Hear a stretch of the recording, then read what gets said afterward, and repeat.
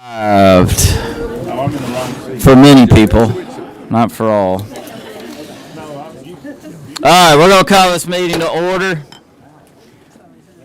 I am going to have the Rules Committee Chaplain, Senator Lee Anderson, lead us in a word of prayer. Hang on one second.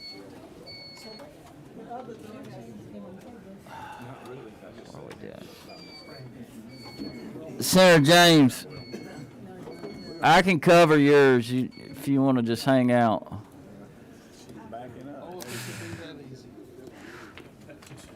I think she got her hair did for Rules Committee today. She looks nice. You too, Madam Leader. She said that was fine. You want me to cover it? I'll cover it for you.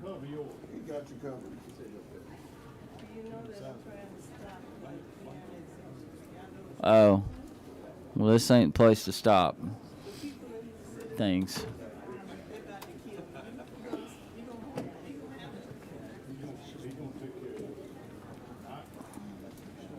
I got the study committee for you, Senator James. All right, can we yeah. All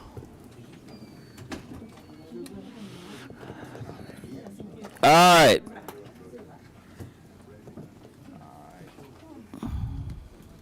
Y'all ready to roll? All right. Chairman Anderson, lead us. Let us pray. Dear Heavenly Father, just once again, you have blessed us with a beautiful day. Dear Heavenly Father, we just ask you to watch over our families that we're away from them. Dear Heavenly Father, we just ask you to give us the wisdom and knowledge we need today to make the right decisions for the great people of the great state of Georgia. Dear Heavenly Father, we just want to pause again and thank you for loving us. And dear Lord, we are approaching Easter. Dear Lord, we just thank you so much that the tomb is empty and you've gone to prepare us a place that one day we can be with you forever. Dear Heavenly Father, forgive us of our sins. Thank you for wonderful blessings. We love you and we need you. In your name's sake, amen. Amen. All right. First order of business. Let's start with our Senate consent calendar for study committees. Well, everybody should have a list there in your sheet. We can cover these briefly on a per resolution number, and then if anybody wants to the will of the committee, we can either pass them out as a whole, or if anybody wants to pull something off, you can make that suggestion as well, but I may not recognize you. So, first up is the Senate Resolution 37. This is Senator James's Homeowners Associations. I personally put this on myself because I have a homeowners association back home.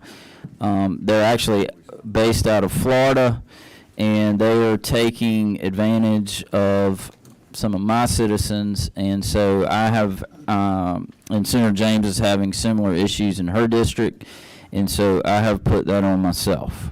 Any questions? You pull that off, and we're not going to have a calendar tomorrow.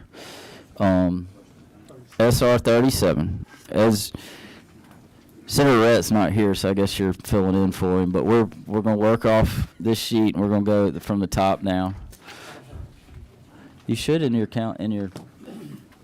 Could someone get Senator Robertson a Senate consent calendar for study committees? Thank you, Mr. Chair. There you go. All right, next is SR 203. This is Senator Emmanuel Jones. It's a study committee on how to safely store your firearms. Any questions on that? I don't believe there's a registry involved with it. Yes, sir. Mr. Chairman, we discussed this earlier in the session. While I appreciate the intent, I really don't think it would take a study committee to look at safe firearm storage. I know there are many programs around the state that already do that. So if that one could be taken off or not be considered, I would greatly appreciate that. Okay, this one has been requested from people above you and I. Well, So- and of course, I mean, it's the vote It's of the the, will of the committee, it's the will of the committee, and. but I the just committee wanna also make- could change next year too, Yeah. so just keep that in mind. Well, and Brandon Beach could have a suite mate, so. So just keep that in mind. Yes, sir. All right, SR 251. This is Senator Davenport's School Study Committee. Any questions? All right, SR 476. Senator Albers, Study Committee on Artificial Intelligence. That's it, Mr. Chairman. Good job. SR 751, Disaster Mitigation and Resilience Study Committee. Who's the 11? Sam Watson. Sam Watson. Is he with us? He's probably in the field. Anybody want to cover that? All right, well, it stays.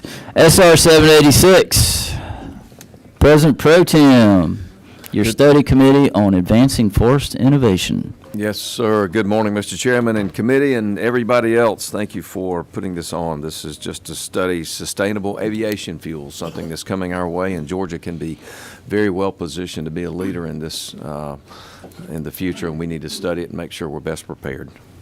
All right, thank you. Thank you. Okay, and another thing I'm going to add to, there has been some, last year we had, I think, close to like 15 study committees, and it really did spread our staff out thin, especially when study committees were being held all over the state. So we have trimmed that down this year, and then there has been some conversations that some of these study committees may not receive staff. So 203 may or may not be one of those. So just FYI. And those like I said, I think those conversations have been had with both parties, and if they haven't, well, I just told you. So everybody knows. All right. So what's the will of the committee? Senator Robertson, Make a motion. Do what's your pass. motion? Do pass. I got a motion from Senator Robertson and a second from Senator Beach. Since we'll be room. The motion is do pass the Senate consent calendar for study committees, creating this calendar. Any further discussion? All in favor say aye. Aye. All opposed say nay. Motion passes unanimous. All right. All right, moving on. We have the consideration calendar for consent calendar expressing the will of the Senate. We only have 3 on here. I have SR 634. That is condemning the World Health Organization. Any questions? Hearing none. SR 703. This is the overreach impacting the chemical industry by the federal government. Any questions on that? Can you tell us who the author is? Sure, it's on your thing. The 8th is our ag chairman. Okay, can we get Leader Gucci? There you go. All right, and then SR 718 is commending a doctor of the day back in February. He did get a little long-winded that day, but we made him wait it out. Indra Krishnan. Indra Krishnan. How'd I do? How'd I do, Chief Roundabout? You did great. Okay. Okay. Thanks, Kimo Sabi. All right. Any questions on that? All right. What's the will of the committee? Got a motion to pass from the majority whip. Got a second from Senator Albers. The motion is to create a consent calendar expressing the will of the Senate. Any further discussion? Hearing none. All in favor, say aye. All opposed, say no. Motion passes unanimous. All right. That is done. Now, on to the consideration calendar. We're going to go down our list. SR 123, Senator Burns, do you want to cover that?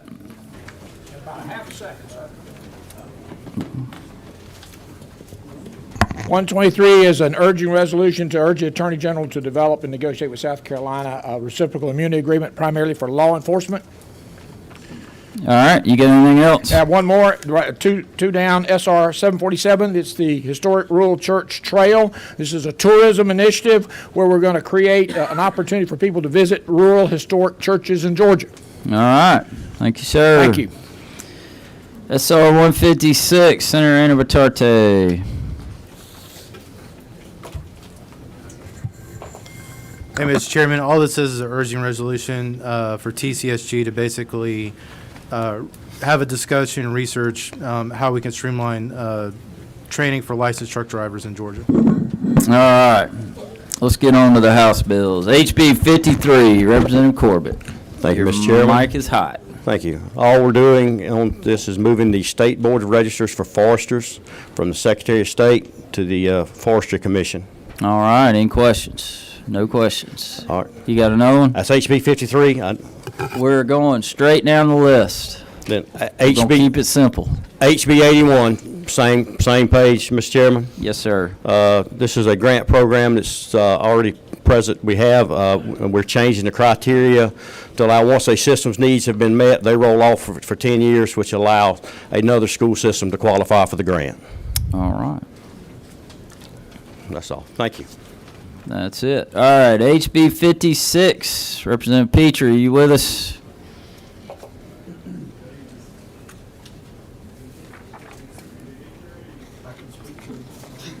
Senator Robertson, you want to cover it? Yes, sir. It's just adds spouse and others to a grant program for scholarships of public safety first responders killed in the line of duty.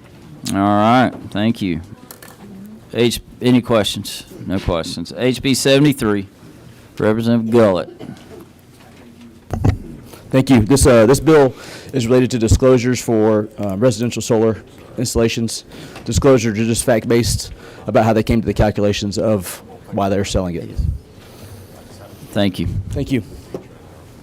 All right, Representative Jackson, HB 82.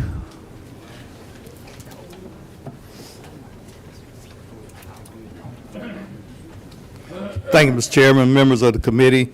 I bring to you HB 82 with a Senate substitute, and what this bill does is create a tax credit for rural physicians and dentists. Okay, good bill. Thank you. Thank no you. questions. HB 84, Representative Rhodes, are you with us? All right. Senator Dixon, my button's not working. There you go. Go for it. Thank you, Mr. Chairman. HB 84, it just gives the Attorney General the authority to regulate EWA providers in Georgia, creating a regulatory framework. Okay. Any questions? No questions. HB 101, Representative Crowe. Yes, sir. Morning, Mr. Chairman, members of the committee. House Bill 101 updates some of our tax credits.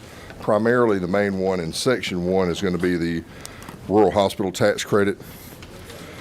It added some definitions as far as a rural freestanding emergency department.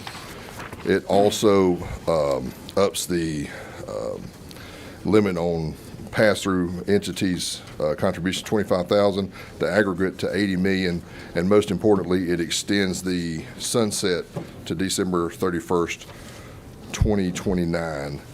It also has a section that ups the aggregate on the public school grants to $10 million, and adds a sunset for December 31st, 2029.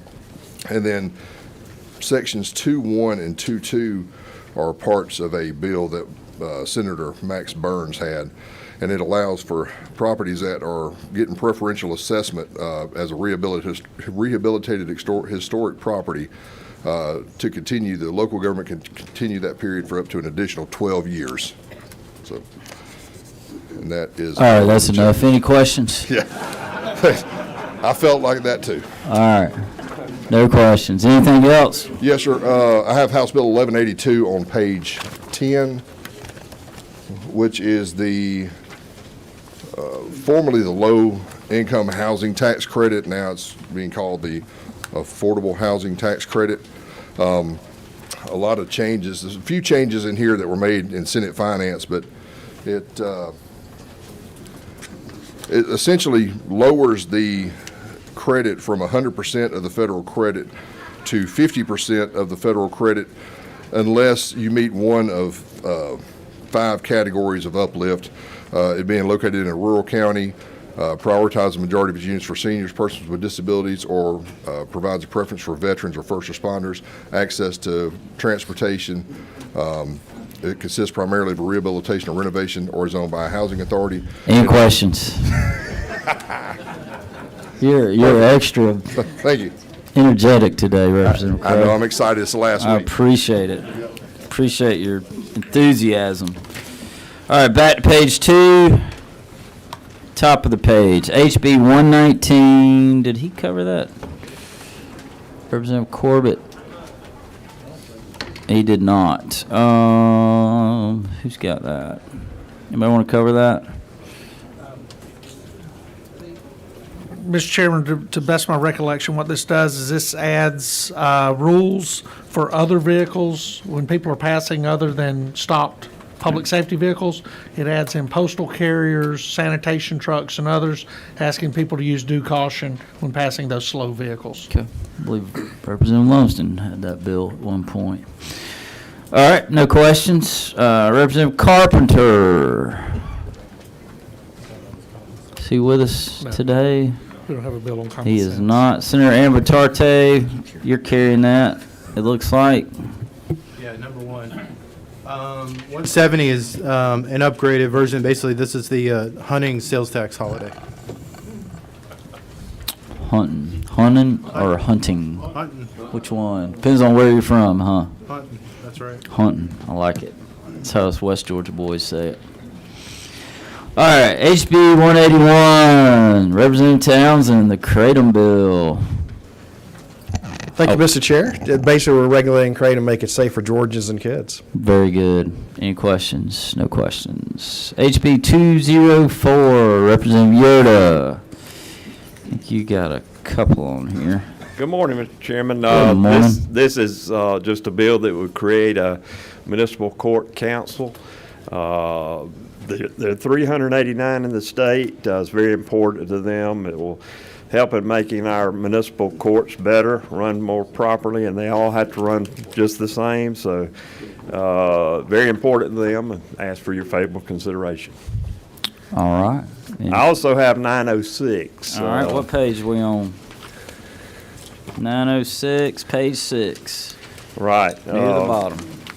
I actually presented this the other day, but this is the Tifton Judicial Circuit Superior Court Judge down where you were born. Birthplace. Very, very important. Of a fine Georgian. That's right. Very important to that community. Russ Goodman.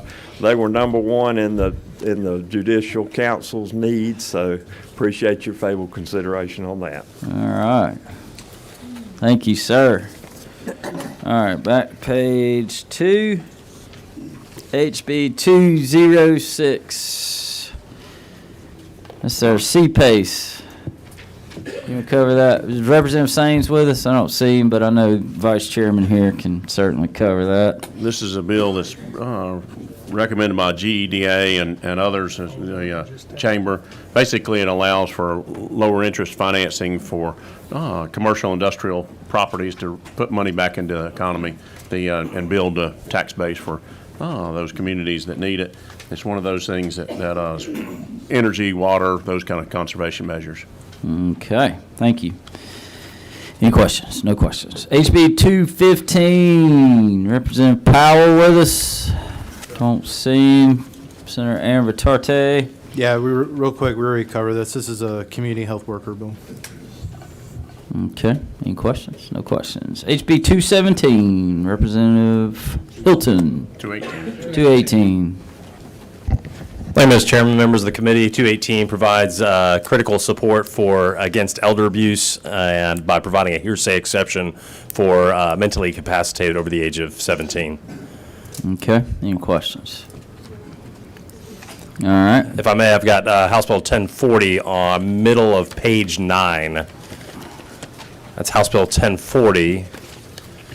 Page 9, 1040. All right, go for it. Yep, House Bill 1040 provides parameters around what's called mortgage leads when you apply for a mortgage and credit agencies sell your information and how you are solicited with that information. It provides protections on the banking side. Okay. Thank you. Representative Leverett. 220, HB 220. Good morning, Mr. Chairman. This is HB 220. This is from last year. It imposes some restrictions on condominium associations before they can enforce some of their covenants. It requires that they give notice and a right to cure, and also requires they go get an order from a judge so the homeowner can have a hearing before an impartial third party before they take any corrective action. The genesis was actually a Court of Appeals case that required that they go on someone's property and try to utilize self-help if their covenants allow it before they get an order. We're concerned that would get a lot of people shot, so we're trying to provide that they don't have to do that. They can go ahead and get the order, which would allow a sheriff to be present. All right, good bill. I have a number of other ones, Mr. Chairman, once we're... What else? Any questions, first of all? No questions. What else you got? 375 toward the bottom of page 3. This is requested by the probate judges. It changes the definition of gross settlement in the conservator statute to clarify when a conservator can settle a claim on behalf of his or her ward. And we've also incorporated into that some changes to the law determining who can evaluate someone for a guardianship or conservatorship, because there's a tremendous backlog right now, and so we're trying to address that. All right. Anything else? Yes, sir. I have quite a few, if the chairman will indulge me. Man, somebody likes you. House Bill 285, the bottom of page 5. This is... Wait, it is House Bill what? 825, I'm sorry. 825, okay. Bottom of page 5. This is basically a local retirement bill to allow supplemental retirement for the Columbia County District Attorney. No impact on state monies at all. All right. Any questions? No questions. Is that it? No, You got sir. more? I have a few more. Keep if the chair going. will allow. Keep House going. Bill 846 toward the top of page 6. It's the fourth down, 846. This bill is a combination of two bills. One is it requires local school systems to notify their employees if they're withholding Social Security, and if not, if there are other optional plans that they are eligible for. The reason for that is many school systems do not withhold Social Security. They're not required to by law. They can opt out, and some of the employees retire and aren't aware that they're not eligible for Social Security. We also have a provision in there that increases personal days a teacher can take from 3 to 5. Okay. What else? Let's see, House Bill, 1218 on page 11.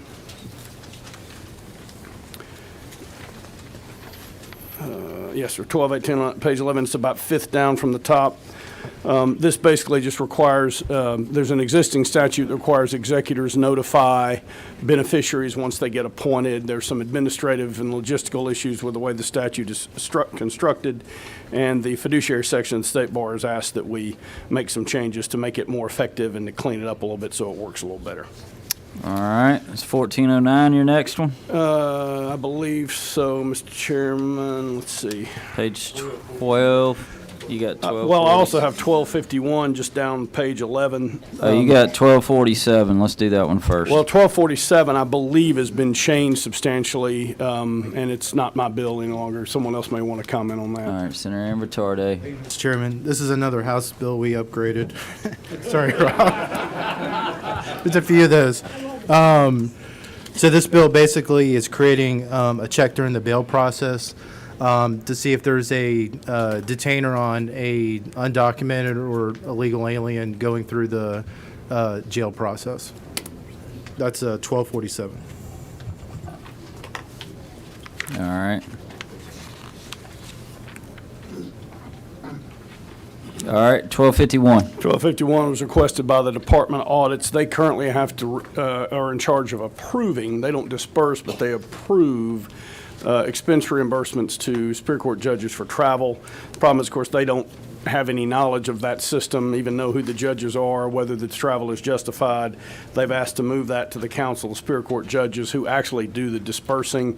Makes a lot more sense. It's a lot more efficient. It's kind of a good government efficiency move. And then you mentioned 1409, Mr. Chairman. That is a mental health care claim bill. It's kind of a tort reform bill, but it changes the standard of care applicable to certain limited kinds of mental health care claims involving inpatient care. It's attempting to try to encourage those providers to stay here. They're the ones that have to provide mental health care to people who show up on an emergency basis, and also hopefully encourage some other people to locate here so we can provide those services to our citizens. Is that it? That is it, Mr. Chairman, and thank you so much. Oh, HR 1042. Well, Joint. 1042 has been changed substantially, so I would think someone else might prefer to present that. Anybody want to cover that? Anybody know what it was changed to? 1042. HR, I'm sorry. Oh, yeah. Judges pay CA. That's a constitutional amendment, Mr. Chairman. Okay. All right, well, I'm sure Ledge Council's be glad not to see you anymore. Folks keep bringing me these great ideas, Mr. Chairman. Were you and Senator Dixon? I mean, y'all were probably in there a lot together, huh? All right, you're good. Thank you so much, Mr. Chairman and members of the committee. All right, back to page 2, HB 231. Representative Gullett, you can cover all yours at once. Yeah, we'll do that. Yeah, I didn't want to ask earlier. HB 231 is no longer what's on the caption. It was amended in committee related to immigration reform. I don't know much more than that. Anybody want to cover that? 231. 231. Okay, so let me clarify. Because I got ahead of myself. Yeah, Chairman Strickland's texting me while he's watching online, I guess. So what I said before is 231. Okay. And then we upgraded 1247 to basically deal with parole. 1247 is what? Deals with pardons and paroles that immigration status cannot be considered as a factor for paroling somebody out of a Georgia prison. Okay. Two great upgrades. I'm sure it That's what I is. said before. Yes. All right, HB 264. I got one more, Mr. Chairman. That's okay. What you got? Sorry. House Bill 881. This is also this is on page 6, halfway down. It's also not what's in the caption. It was amended for state identification fund for public safety dying of COVID. And also was amended to include the jailers bill that came through, allowing jailers to make arrests inside the jail or for people who turn themselves in. That was what that bill does. What was the first part of that? State identification fund for public safety if they died of COVID and and they were in the line of duty within 14 days. We're assuming that they had COVID and died of COVID. Okay. Any questions? No questions. Thank you. Is that it? That's it. Thank you. All right, Representative Smith. Thank you, Mr. Chairman. 264, it started last year, and it got out of committee late, but we're trying to increase the number of hearing officers in the state of Georgia. There are only 22 hearing officers in the state of Georgia. So we're allowing appraisers, chief appraisers and appraisers four to hear these cases in other counties besides their own, and we're dividing 180 days, giving half 90 days to the Board of Equalization and to the appraiser's office so we can speed this up. And no questions. Thank you. Thank you, Mr. Chairman. How's that foot? Still attached. You look like you're getting around a little better. All right. Is Chairman Blackman here? Clark Kent with his glasses on. Yeah. Every bit of it.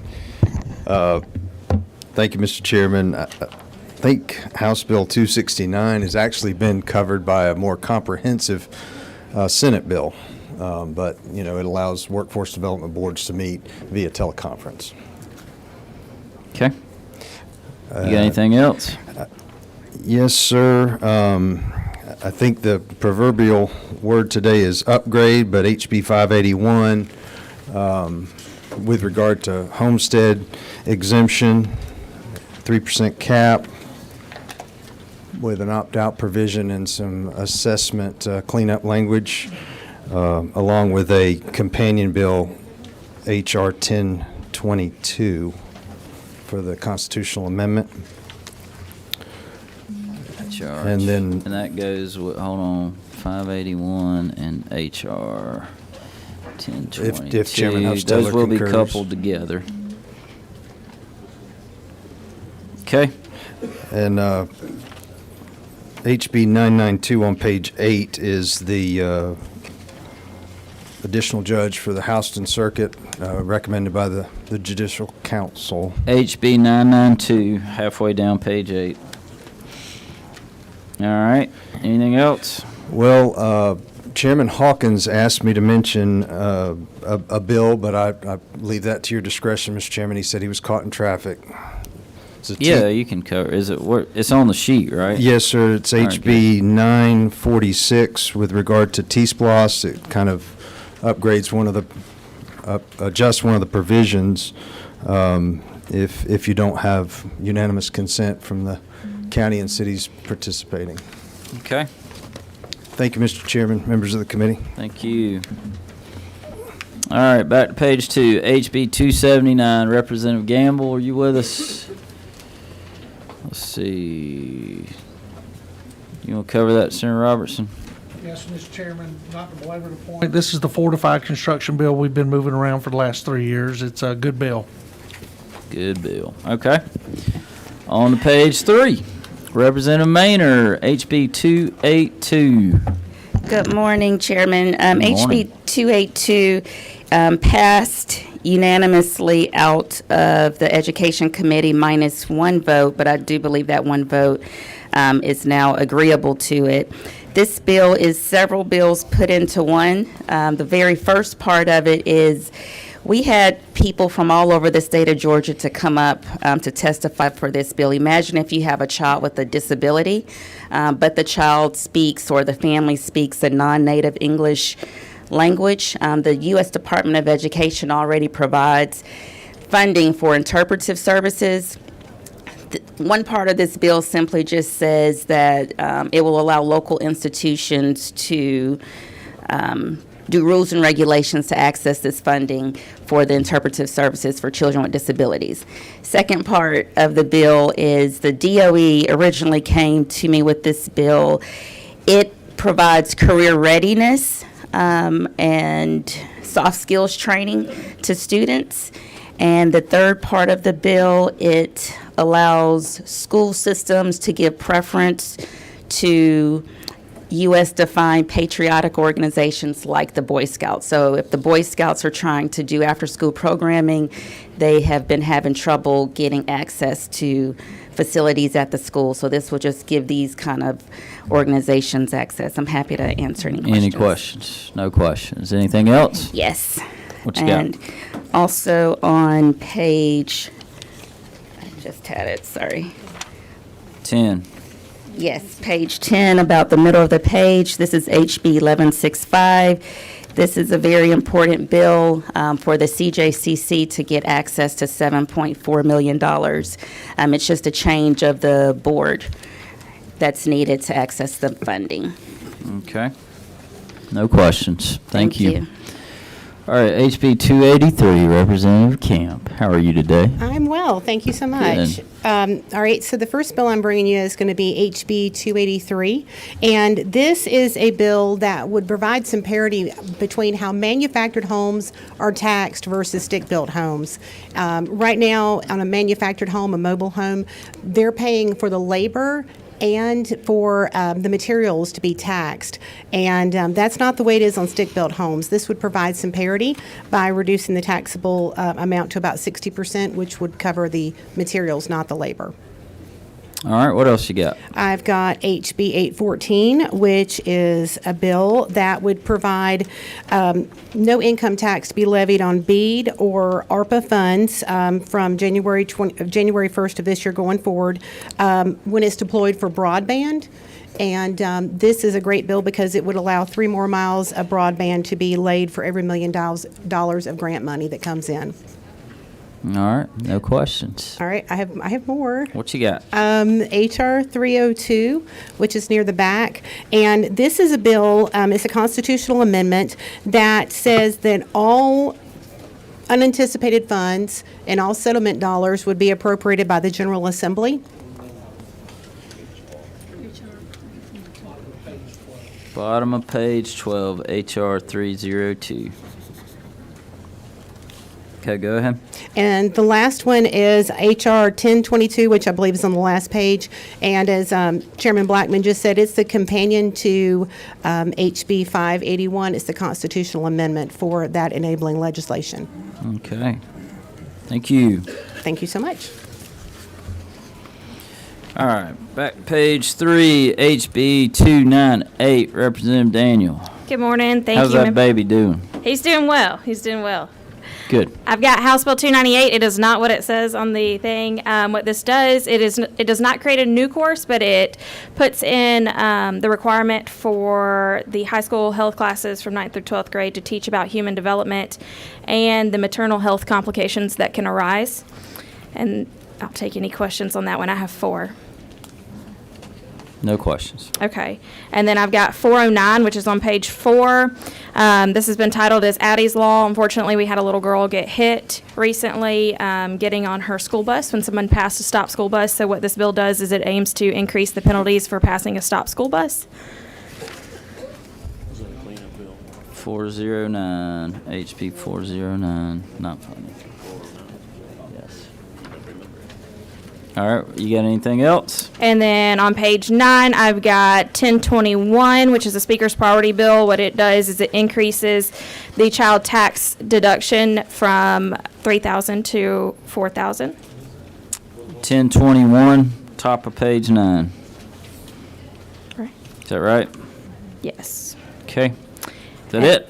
And then I've got one more. What you got? I got 1037, also on page 9, which creates a maternal and infant health commission in the state of Georgia. It passed unanimously out of the House. And there's also some governor's language at the bottom doing away with 2 other defunct commissions. Okay. We like getting rid of government around here. That's right. All right. No questions. Thank you. All right, back to page 3, HB 300, Representative Kelly. Thank you, Mr. Chairman. I just have one for y'all today, and even I'm surprised by that. But I'm glad to be with you. House Bill 300 came over. It doesn't create a trust fund when we're looking at decommissioning. It simply would create a surety bond. Got perfected in the Regulated Industries Committee and passed out of there unanimously. I'll be glad to answer any questions. Was it upgraded and perfected? Upgraded and perfected. I think it's really ready to go now for y'all. Well, Chairman of Reg Industries, he thrives on exceptionalism. It's almost Quality. some of the best work me and him have done together. Whoa, whoa, whoa, wow. Wow. Yeah, that's the bigger question. If you get a pick, you'll get a pick. You'll get a pick. All right, thank you. Great job. Always good to see y'all. Thank you.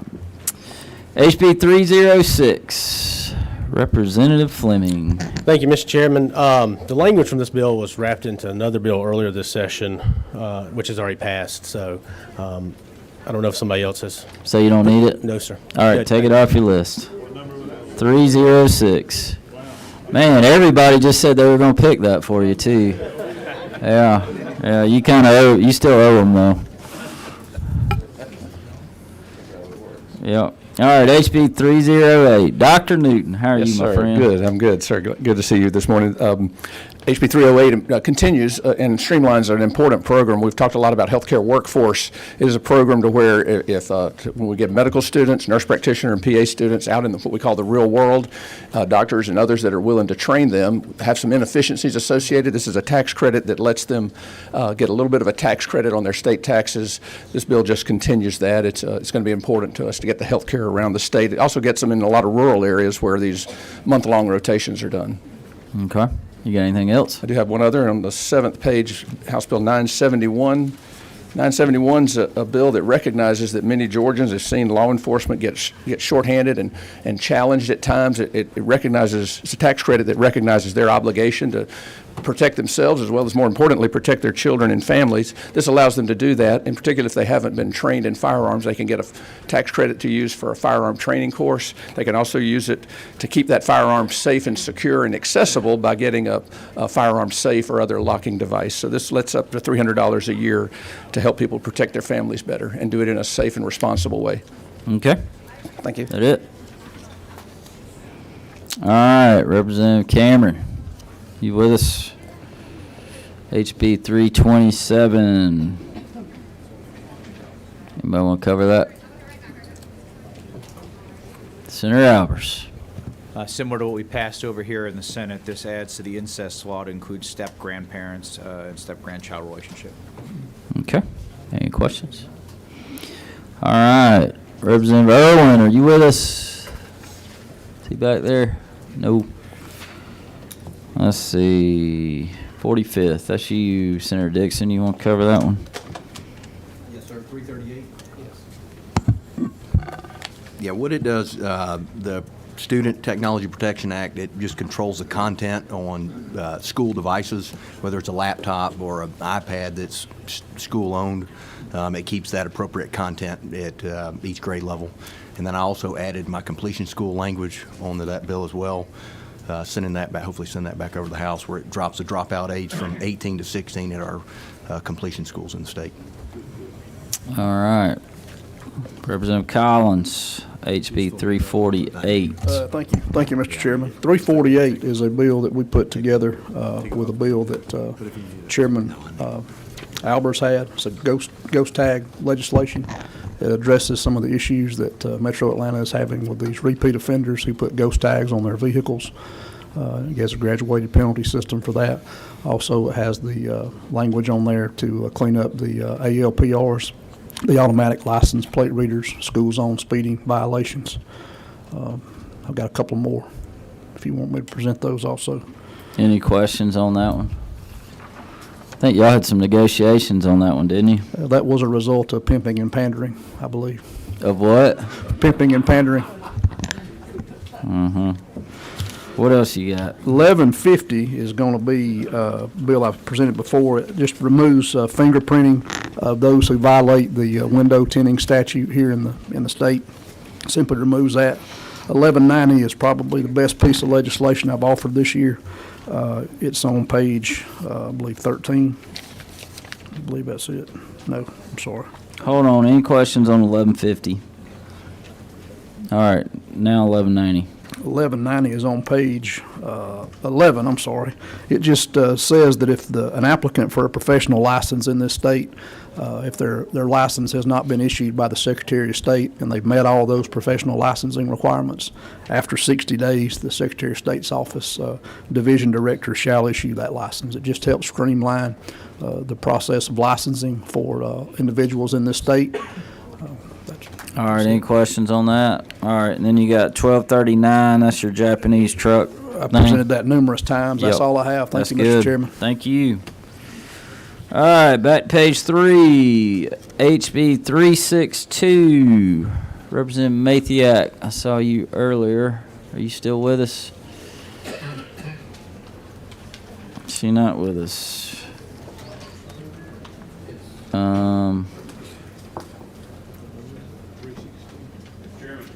Yes. Come on in. There she is. Good. Thank you, Mr. Chairman.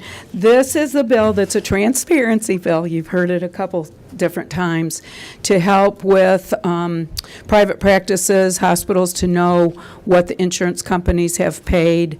Not only the doc, but the patient needs to know that those EOBs kind of match up, and that's what that bill does. All right, any questions? Seeing none. And then you got, what, 1363? That's my pharmacy bill. Your pharmacy bill. 13. That's the, Where is are you that? ready for that? It's supposed to be on there. 1363 should be on there. Add the HB 1363 right after 1361. That's shoring up the small pharmacies, community pharmacies, to look at what the big box stores and the smaller pharmacies are being paid for, not only dispensing fees, but the ingredients of the medication. Okay. Thank you. That was my bad on that one. It was supposed to be on there. Okay. Back to page 3, HB 384. Representative Henderson. Good morning, Chairman Brass and the committee. Good morning.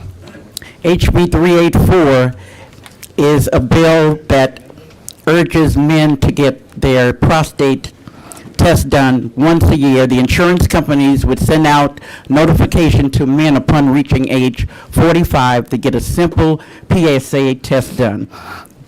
And this year alone, 2024, 9,600 men would be diagnosed with prostate cancer. 1,070 would lose their lives. This bill automatically gives us early detection is key. Early detection saves lives. This bill is actually a carbon copy of the bill I did for women with breast cancer that was signed into law by Governor Kemp.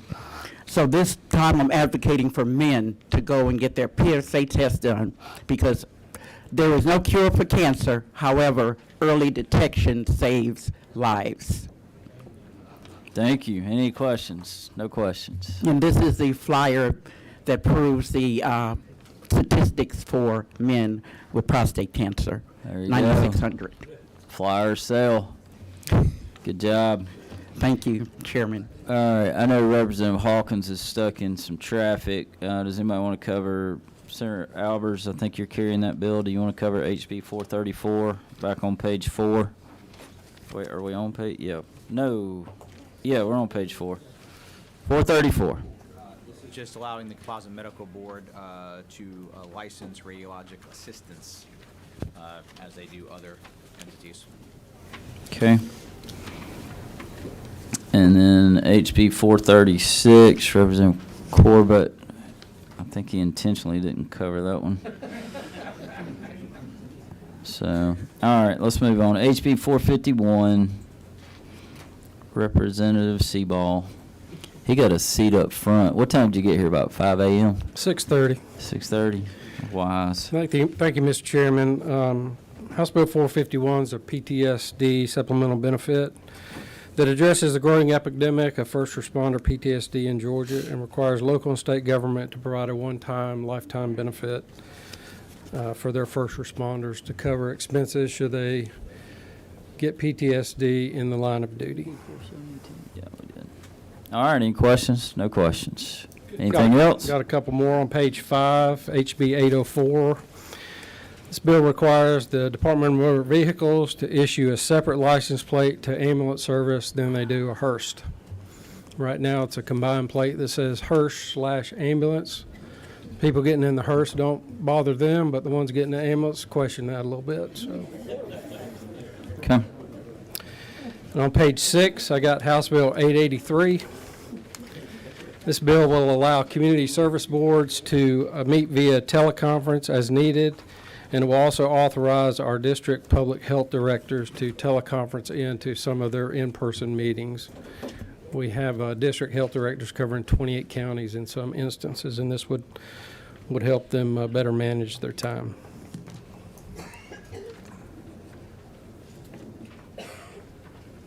Okay.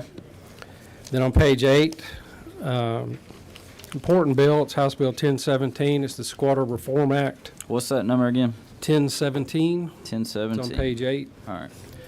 And this bill addresses the problem that we're having here in Georgia of squatting, provides penalties for unlawful squatting, provides authorization and requirements for the court proceedings in magistrate court against squatters. All right, no That's all I have. questions. All Thank right. you. Thank you very much. All right, back to page 4, HB 500. Representative Silcox, are you with us? Senator Albers? HB 500 is making sure that someone burns up a police car, they're going to pay both criminally and civilly for that car. Okay. Representative Chokus, are you with us? You are not. Who's covering that? Leader Gooch, what's your, and now you? Oh, that is Hatchett. Go ahead. He's right there. Oh, Senator Hatchett, come on up. 505. This was a bill that was upgraded in the Senate to include preventing anyone from materially or financially supporting foreign terrorist organizations. Okay. If there are no questions. What else? I also have for Chairman Powell, House Bill 993.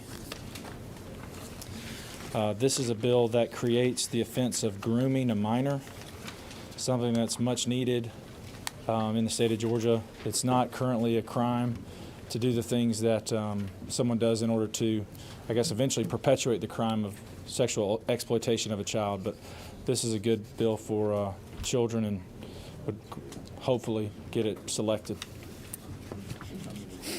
993. Okay. Thank you. Thank you. Back to page 4, HB 508. Is Representative Ballinger with us? Go ahead, Senator Anna Vitarte. I feel like I'm Chairman Strickland's floor leader today. HB 508 is another upgrade. This is now Senate Bill, the illustrious Senate Bill 157, that basically deals with how criminal records are handled with our occupational licensing boards.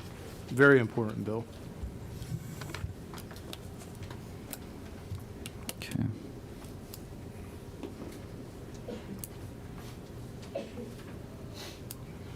All right, HB 509, Representative Ballinger. You want to cover that, Senator Robertson? Yes, sir. In the state of Georgia, if you enter a residence in order to commit a felony, it is a burglary. And Chairwoman Ballinger is attempting to do the same thing. If you enter a residence to commit an act of domestic violence, it would also be upgraded to the same charge, which if you enter for any other reason, then it's a criminal trespass in most cases. But in this case, she wants to make entering to commit domestic violence the same as entering to commit any other felony, therefore adding a burglary charge to the domestic violence charge. All right. HB 524, Representative Ridley. I'm filling in for my brother. Your other Ridley My other brother. This is a three-wheeled motor vehicle bill that y'all probably never heard before. That just says that if it's a three-wheeled motor vehicle that has a seat belts, a steering wheel, and is covered, that you don't have to wear a helmet. Okay. And then I have House Bill 1018 on page 8. 1018 on page 8. All right. And that's the merchant category code for gun stores that I presented. Any questions? No questions. Thank you. Thank you. HB 546, Representative Jaspers. Thank you, Mr. Chairman of the committee. HB 546 is the Pharmacy Practice Act. I talked to you a little bit about it before. It allows pharmacists to use their knowledge to do common sense substitutions and also work on maintenance drug prescriptions that folks have. That's it.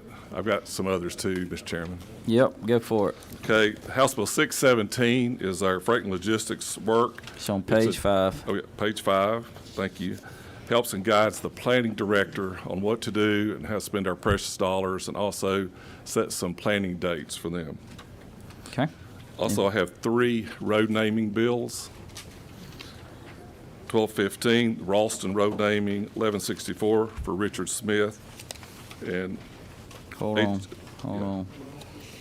1215? Oh, HR 1215. Yeah, HR, yes, I'm sorry. All right, on the last page, we Yeah, got HR 1215. All right, what else? And HR 1164 for Okay. Chairman Smith, and HR 854, that's our large road naming bill. The That has ours omnibus. and yours. And lastly, I had House Bill 910, but that's been added with Senator Anna Vitarde's bill to make it a strong bill. HB 910 is on the bottom of page 6. Hold on. Go ahead. Upgraded and perfected. Okay. Yes, sir. Great. All right, that Thank you, it? Mr. Chairman. Great Thank you, committee. job. Great job. Appreciate it. All right, Representative Barrett, HB 579. You've been kind of hot here lately. Thank you, Mr. Chairman. House Bill 579 makes some improvements to the way the Georgia Special Needs Scholarship Program operates. It doesn't expand or change the program itself, but it does fix some internal processes to address issues parents, schools, and the Georgia DOE have identified. It also increases transparency into the program. It passed the House 169-0 and has no known opposition. Okay. Thank you. All right, on to page 5, Representative Hagan with HB 583. Thank you, Mr. Chairman. This bill updates Georgia's cottage food industry to include an additional delivery stream so that these entrepreneurs can get their products to more consumers more quickly. It would enable them to sell to third-party vendors like grocery stores and restaurants who would then be able to sell their products. And Mr. Chairman, also on the same day, I had a bill that passed out of judiciary unanimously that's not on the list. It would update Georgia's First Offenders Act. Could I talk about that? You can. Okay. Well, it would, thank you. It updates the act by helping, it would help people. What's the number? What's the It would number? be 909. It's 909, yes. Okay. So it would modernize the First Offender Act so that an isolated mistake would not lead to a lifetime of barriers. It would restrict and seal records for people who are using the first offender plea to at the beginning of their sentence rather than at the end of the successful completion. Would help them find jobs, get a license, find housing more easily. So if y'all would Okay. consider that. And then I still have House Bill 927, the Blaze Pink bill, on page 7. 927. Yes, sir. 927 is on your sheet, page It's on 7. page 7. All right, go ahead. That would add fluorescent pink to the list of currently one fluorescent orange that you could wear when hunting in certain situations. It's not available. Okay, thank you. Great job. All right. 927, I think it was. All right, back to page 5, HB 589, Representative Chokus. Thank you, Mr. Chairman, members of the committee. 589, basically with the Department of Audits and Accounts, doesn't have enough staff to do all the fiscal notes and economic analyses that we require, so they contract that out. And this simply states that they've got to disclose where those contractors receive funds. It's got a sunset of 2 years, so we can see if there's anything going on with that. And then also on that is also requires the Office of Planning and the Budget to develop and publish a public website, kind of a customer service survey that's voluntary. What are you on? Sir? What bill are you on? 589. Oh, you're on the same one? Yes, sir. All right, let's go to any questions on that one? All right, next bill. Okay, the next bill is 808. 808. Yes, and that raises the tangible personal property tax exemption from $7,500 to $20,000. It hasn't been raised in quite a few years, and so we thought it was fair due to inflation. Okay, anything else? No, sir. All right, no questions. Thank you. Thank you. All right. HB 625, Representative Mathis. Thank you, Mr. Chairman. This is a coroner's full-time county employees, a minimum scale for pay for coroners based on population. This bill will take effect in January 1, 2026 if it's passed. Also addresses one thing, a little raise for the deputy coroners from 175 to 250. Appreciate your favorable consideration. All right. Thank you, sir. Oh, we do have a question. Sorry. Yes, sir. Representative Mathis, do we know how many counties, how many of the 159 would be impacted by this as far as they would have to increase to get above the minimum? Yes, Senator Robertson, we have 4 counties that have medical examiners, Fulton, Cobb, Gwinnett, and DeKalb. We have Clayton County has a contract. The rest of the counties are impacted by this. So the rest are Yes, sir. impacted. So what are we talking about, 150? Well, 5 off of 159, so 154. Yes, sir. Thank you. Yes, sir. Oh. I got another question. There are some counties that have a local supplement already given to their coroners. that Yeah, may this not is a be minimum, yeah. Right, so Some of these already exceed what this says. That was my question. Yes, sir, So they do. this is- yeah, so that Yes, sir, number's this gonna is a drop minimum. substantially. Yes, sir. Okay. That's right. Thank you. Is that it?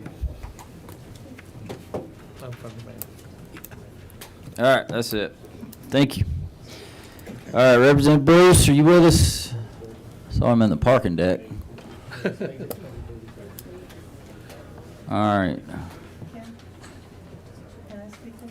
Anybody want to cover that? Senator James? Sure, come on up. Or over. HB 643.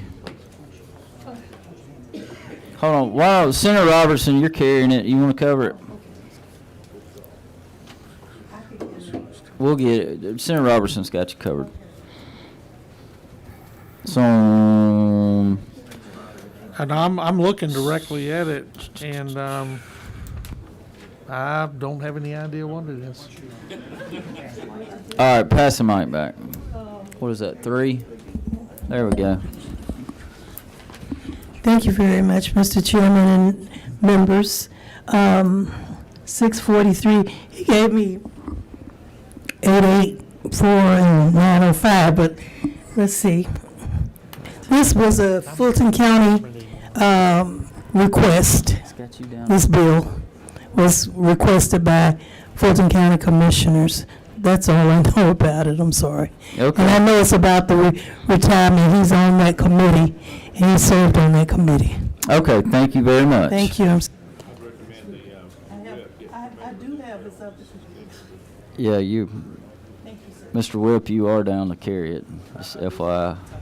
See that, and I do, it's kind of odd that Fulton County would reach out to me to carry something. So I'm going to do a little research and get with you while we're on lunch break. That'd be great. All right, HB 809, Representative Powell, or Senator Albers. You're carrying it, you want to cover it? This is for dry needling, not to be confused with acupuncture. Okay. All right, on to page 6. HB 8.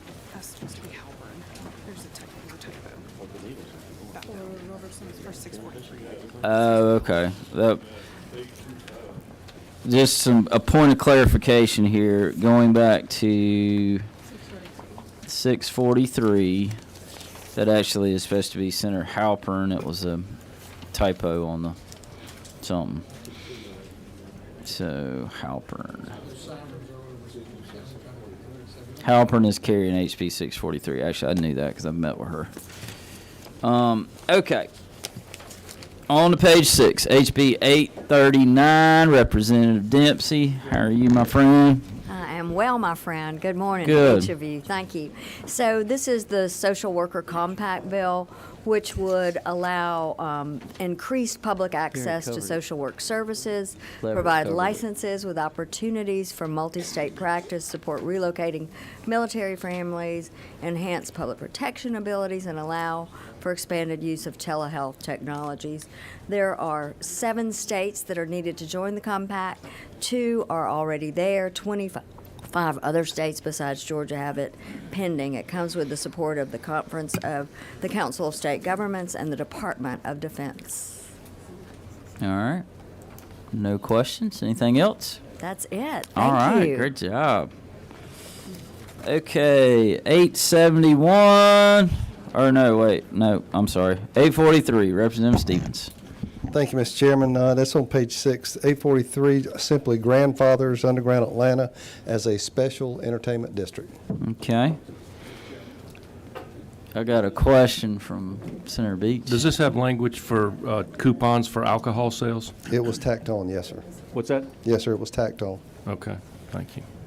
I have 2 more, Mr. Chairman. Okay. Where do you get that jacket? It's cold this morning. When you get old, You're your like blood Michael gets Knight thin. with the Knight Rider. Thank you, sir. Motorcycle. Okay. Dun, dun, dun, dun. All right, what's your other one? It Page- kind of looks like my car seats, actually. Actually, it feels like my car seat. So, yeah. Maybe, you know, my car's been in the shop for like 3 weeks. Oh my gosh. Did you get in there and steal my seats? If it needs a jacket, this would fit, I'm sure. So, Yeah. You need a leather tie to match that jacket. That's a if you good want to be idea. like Senator Summers. All right, what? Hey, order. What number are we on now? You're not wearing leather pants, are you? no, sir. Okay. No, All right, thank goodness. All right, go ahead. Go ahead. We're having fun here today. Page 10, 1146 is a coastal water bill. As a result of the bill, these folks are beginning to sing Kumbaya, so hope we can move this along. Are they? Okay. And Is that it? You got another one? One more. Page 12, 1264 is the alternative nurse discipline bill.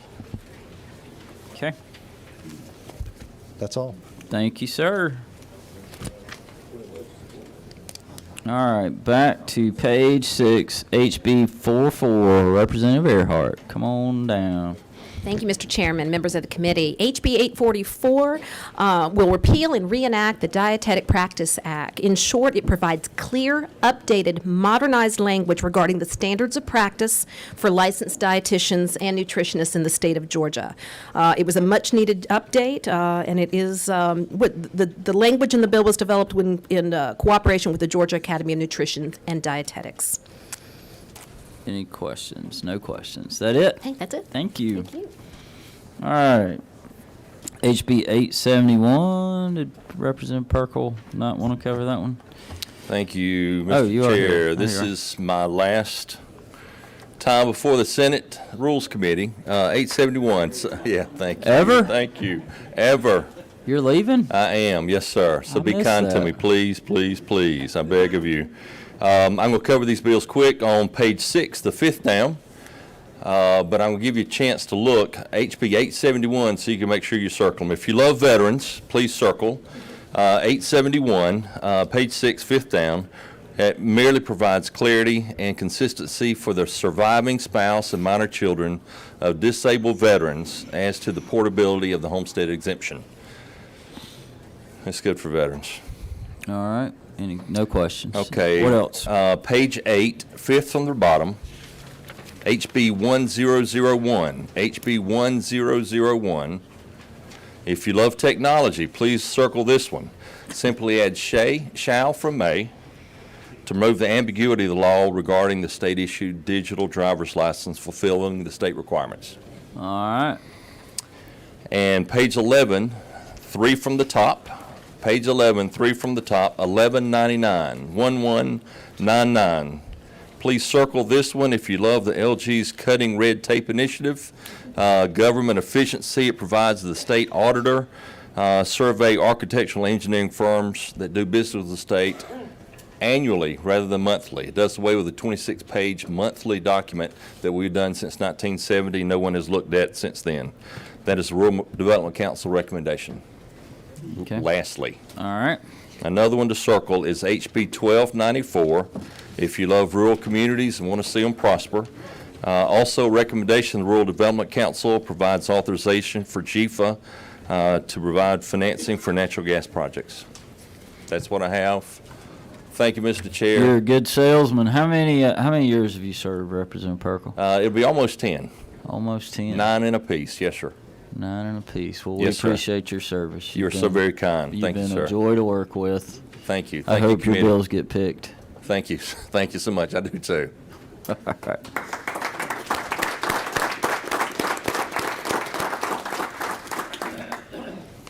If nothing else, you got an ovation.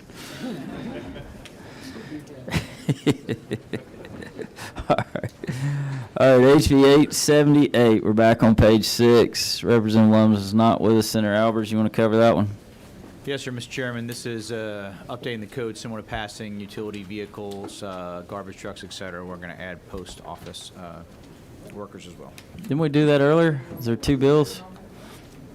Chairman, I misspoke. That bill got hijacked and turned into something else. Oh. So it's got something to do with encroachment on private property, the first one. So it's a terrorist bill. It's a terrorist bill, yes, sir. Okay.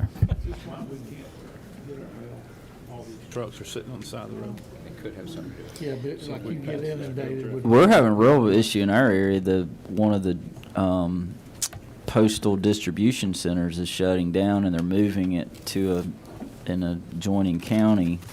And right now, my people and many people around us are not getting their mail. It's not good. Same in North Georgia. Not good. Statewide impact. Well, yours are probably like driving off the mountain or something, but So they're- mine are just they've been not getting delivered. To the train station. You're still coming about. Yeah, that's right. All right, Smoke signals. back to work. Smoke signals. HB 884. Representative Alexander, you with us? She's not with us. I'm here. Oh, you're here. Come on. Hand her a mic. Oh, okay, thank you. I was gonna get up, I brought my walker. Thank you, sir. Thank you, members. Senate Bill 884 was brought to the, Does it add a Douglas fourth County- judge in Douglas County? Yes, it's the Okay. Douglas County, Fourth judge. yes, and the money is already there for it, appropriated for it. Okay. So, thank you. Thank you. All right. Can I do my other bill? Sure, go ahead. 905. 905, you're right there, page 6. Thank you very much again. 905 will be a de-annexation bill. Uh-huh. So the cities who have already become cities will have an opportunity for people to pull out of the city from the charter, even though the charter. You for it or against it? I'm against it. Okay.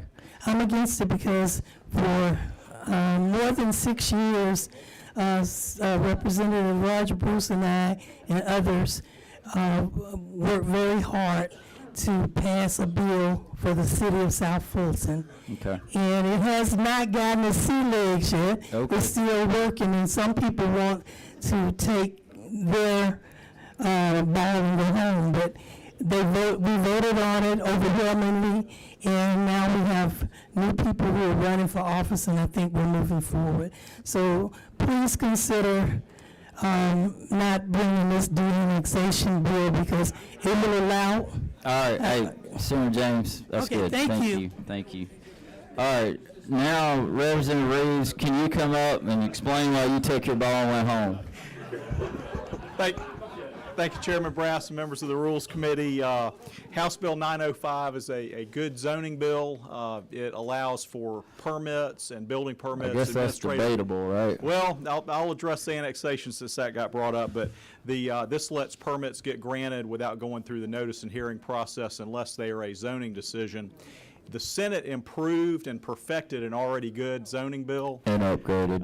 And upgraded very narrowly.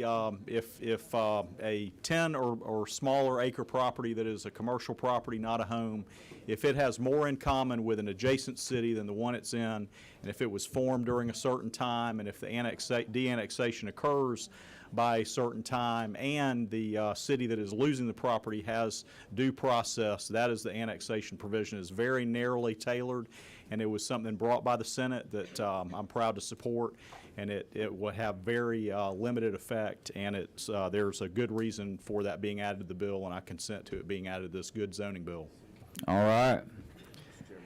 I do have a question from the pro tem, or a statement, or something. Not a question, just a comment. Good bill, Representative. Thank you for working with us on that. We truly took this one from economy to comfort plus. First class.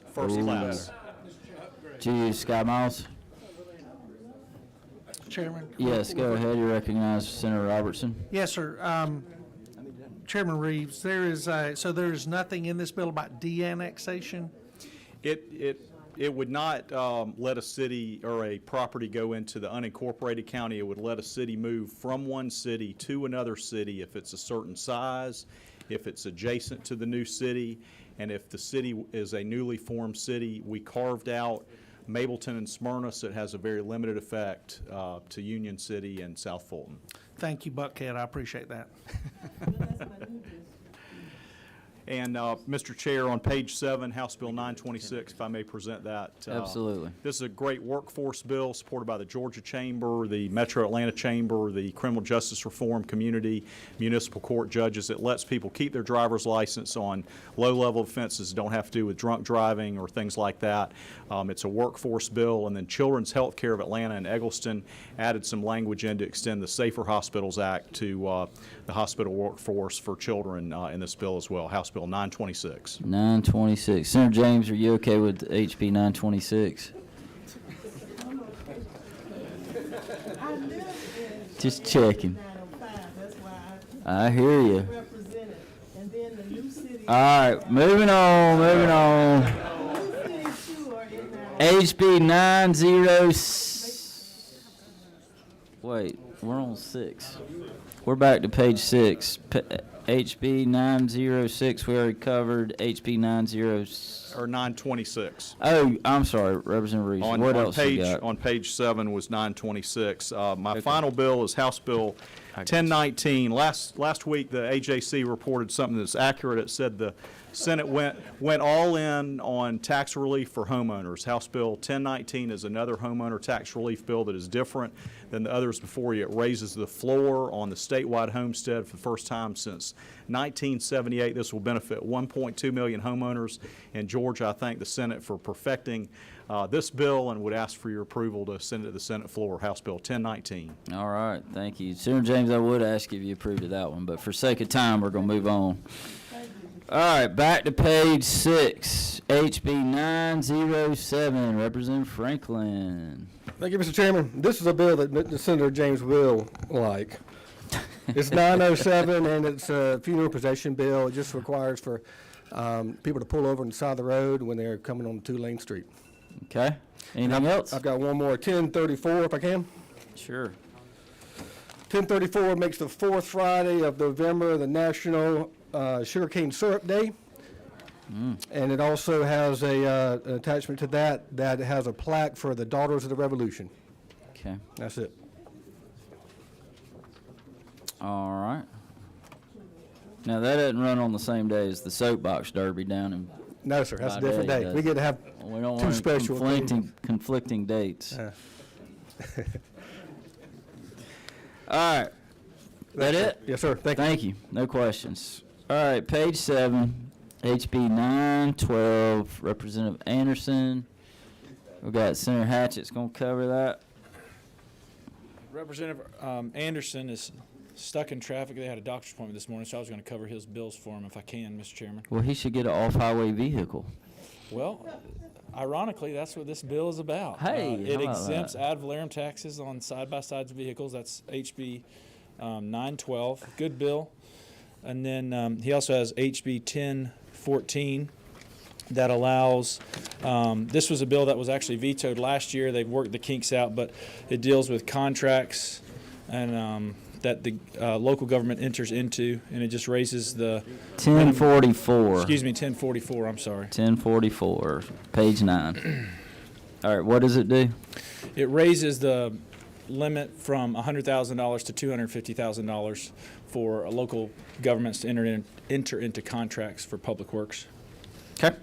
And then the last bill is House Bill 1253 on page 11.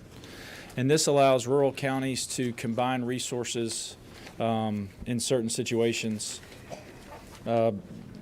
basically share resources amongst themselves. Okay. Any questions? Thank you. Good job. All right, back to page 7, HB 916. Is Representative Burns here? I don't see him. I guess he doesn't want this. He's not going to show up and present his bill. Does anybody know Representative Burns?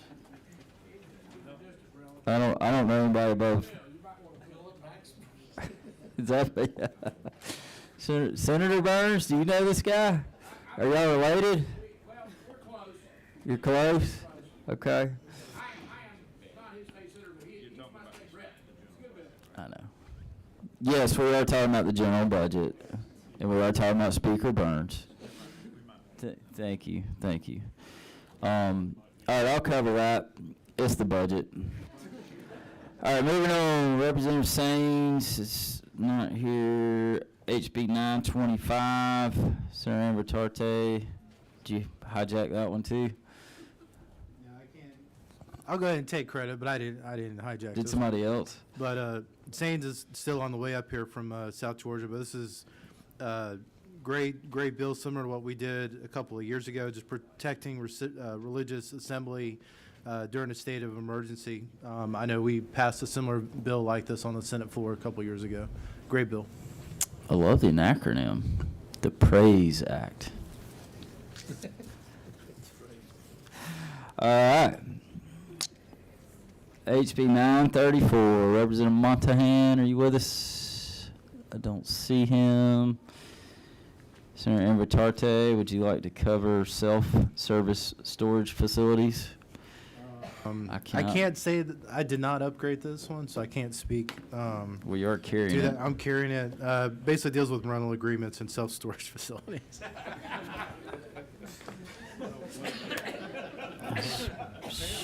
Shocked we've managed to go this long in life without having that. All right, HB 945 is Dr. Hawkins. Senator Walker, you want to cover that since you're carrying it? Yes, sir. It Should aligns. make it. So on the state health benefit plan, if whoever is they're contracted with to be in network on January 1, they would have to honor that throughout the whole calendar year, even if they can't change the contract. So it would help state employees not be out of network unexpectedly. Okay. Questions? No questions. Thank you. Great job. All right, HB 957 is Representative Petrie. We're going to cover that. Senator Steele. Thank you, Mr. Chairman, committee. This is our abandoned derelict boat cleanup act. We are trying to clean up the coastal abandoned boats and the abandoned boats in our beautiful lakes and rivers across the state of Georgia, and it increases penalties to incentivize people with that. And then I also have HB 959, if I may. Sure.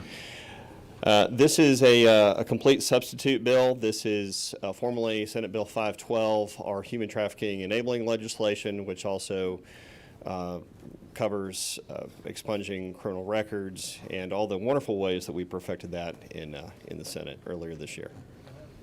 959. Okay. Thank you. No questions. HB 970, Representative Dickey. I don't see you out there. Let's see. Senator Hickman, he's not here. This is the Realizing Educational Achievement Can Happen, the REACH Scholarship for victims of human trafficking are eligible. Any questions? Okay. HB 974, Representative LaHood. All right, thank you, Mr. Chairman. I've got 3 bills in a row, starting with 974. They're all part of the election integrity package. 974 requires visible security feature on the paper ballots, among a few other election integrity items, expanding risk limiting audits, things like that. House Bill 976 is a combination of voter integrity measures, including cleaning the voter rolls, processing absentee ballots more quickly. It increases some chain of custody measures and also deals with some open records of ballots. And then House Bill 977 has Senator Robertson's language about dates of elections with referendums relating to SPLOST. Okay. E-SPLOST. Questions? No questions. All right, thank you. You got another one? 1207 maybe? 1207 is Representative Tim Fleming's bill, also part of the election integrity package, and I believe he's in here or Yeah. nearby. Yeah. That's another good election integrity we'll bill. get to that one. Hang All on. right. Okay. Do you have anything else? I presented 1407 before related to service delivery strategy. It's on the sheet. It's a bill that we had a joint study committee on and came up with recommendations that are in 1407. Well, we got a comment here from our leader. Chairman Hood, I just want to thank you publicly for all the hard work that you and Senator Burns have done on these bills for the last year and a half, 2 years. Thank you for all your efforts. We appreciate it. Thank you. I greatly appreciate Chairman Burns over there, and I believe we've got a good package to move forward. Thank you. All right, y'all can sing Kumbaya later. Representative Thomas, HB 986. Huh? Thank you. Welcome. HB 986 makes a crime for PACs, candidates, and political organizations to upload AI-generated deceptive media with the intent to influence elections or referendums or the administration of election. So that's my first one. Hold on, Senator Robertson has a question. Yeah, Representative Thomas, is that really you? It is me in person. Okay. Touch him, touch him. Thank you, Yep, Representative yep. Cannon. All right, what else? HB 988 was one that underwent amplification. It authorizes the GTA to audit all state agencies for AI use, great set of ethical standards, and the amplification part of it was the prohibition of unapproved drones by local agencies. All right. And finally, HB 1361, page 12, also went amplification. And it creates a crime to use AI, create explicit content depicting children, and was also doxing was the amplification on that one. Okay. That's it. You're like the AI Those champion. are my three. Thank you. All right, back to page 8. We have Representative Cannon with HB 987. Morning, Mr. Chairman. I have, and members of the committee, I have HB 987, takes into consideration the increase in the tax digest across the state over the last several years. It reduces the minimum millage threshold for school system equalization eligibility from 14 down to 10. The minimum millage threshold was set back in 2019, and since then, as we've recognized, we've seen a pretty good increase in property taxes and property values, and this just makes an accommodation for that increase, and basically is similar to a millage rate rollback. And it does have a clawback penalty provision for any school system that drops below the new minimum threshold of 10 mills. Okay. That it? I have two more, Mr. Chairman. What else? 1052 is on the next page, about 5 up from the bottom. This is provides some flexibility in the CUVA statute by allowing non-family farm entities to rent land that's currently enrolled in CUVA. It still maintains the other strict requirements for CUVA eligibility. ACCG and the assessors are good with the bill. Ag groups are in support. It was upgraded and perfected by the Senate Finance Committee. Okay. Last one is 1069, Department requested bill by the Georgia Forestry Commission. It just allows more streamlined access to PT 283, which is a timber harvest tax, timber harvest form. It's typically requested for by a subpoena or a court order. This just allows the Forestry Commission to directly request from a local tax assessor, gets rid of some government. Okay. That it? Yes, sir, Mr. Chairman. Good job. Thank you. All right, back to page 8, HB 994, Representative Powell, being carried by me, and this is dealing with marina liability. Any questions? All right. Moving on, HB 1020, Representative Saines, Senator Albers, you want to cover that one? The areas around our major military bases. All right. Thank you. All right. HB 1022 on page 9. Also, Representative Saines, Senator Watson, you're going to be carrying that one, the Colton McNeil Act. It has to do with increasing the penalty relating to disabled minors. Okay. All right. No questions. HB 1035 is our opioid antagonist bill by Chair Lady Cooper. Thank you, Mr. Chairman, members of the committee. This is the one requested by Emory, but would apply to all colleges and all, is to be able to distribute Narcan in vending machines. And that's on page 9, about 4 down. And I have another one, Mr. Chairman, Absolutely. Go ahead. on page 10, about the 5th one down, 1125. This is one for our disabled community. It closes a loophole from a law that's a 1938 antiquated law. There was a program for people that are disabled to help them get skills and go out into the community, and the program has proven to be non-successful. We used to have about 80 of them across the state, and we're down to 8, and they're phasing it out, and they have helped to phase it out. And All right. You got and- anything else? yes, sir, I'm going to beg forgiveness beforehand and ask for one that didn't quite make it to the yellow sheet. It's 470. It is the one that is sort of an extension of our Good Samaritan law, but lots of patients are hurt in hospitals or by doctors, not on purpose most of the time, but that does occur. And their injuries are not enough to normally allow them to go to an attorney and sue because the cost is so great. And this is a program where they could come and with representation and meet and exchange information and come together and work with whoever they feel like they've been harmed by. And it's really good for patients, and it is voluntary, and I would greatly appreciate consideration of House Bill 470 for the patients in our state. All right. Thank you. No questions. All right. Representative Carpenter, are you with us? We've got HB 1048, the cornbread bill, the all-important cornbread bill. I believe there was something was added to that. What was it? No, blueberries wasn't added. Something was added to it.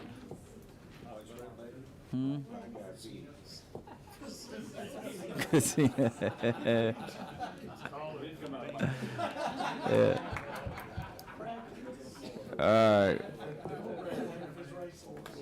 10 cornbread. All right. Gotta have that one. I'll give y'all a hint. That is not a ding. But you can pick it. It's the will of the committee. All right. HB 1049 is Representative Williamson with us. Got Chairman Walker. You're carrying that one. The Insurance Business Transfer Act. Yes, sir. This would allow a Georgia domiciled insurance company to sell a portion of its book of business without having to sell the whole company. We think it's a good bill to hopefully spawn more Georgia domiciled insurance companies. Okay. All right. Thank you. No questions. All right. HB 1061 is a local bill for Representative Lumsden. Senator Steele, you got kind of a series of 3 here, HB 1061, 1062, and 1067. I do, Mr. Chairman. These are 3 local bills that were referred to SLOGO by our illustrious Rules Chairman, encouraging it to go that direction. And these are for a hotel motel excise tax. And I was voluntold to carry those by my favorite SLOGO chairman.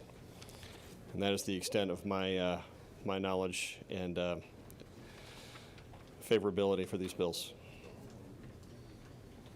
Okay, thank you. Where am I? Page 10. HB 1104, Representative Crawford. You with us, Senator Dixon? You want to cover that one? Yes, I can handle that one. That's a omnibus bill that was created in Senate Education. It has 4 different parts. The first part would be mental health issues with student athletes, helping them. Another part would be giving notification to parents when a child checks out a book in the library at school. It also has to do with sex ed, would not be taught before the 7th grade or the 6th grade. And then it also has language in there protecting girl sports, not allowing biological males to play in girl sports. Okay. Bill. Thank you. All right, HB 1114, Representative Wade, are you with us? Senator Kennedy, we got the data analysis for tort reform. Yes, sir, Mr. Chairman. Good morning. Thank you. This is the governor's work to collect data and information so that we can be better informed about how to analyze why insurance rates are continuing to go up and how we can curtail that and maintain and keep a better business environment. All right. Governor's bill. Go ahead.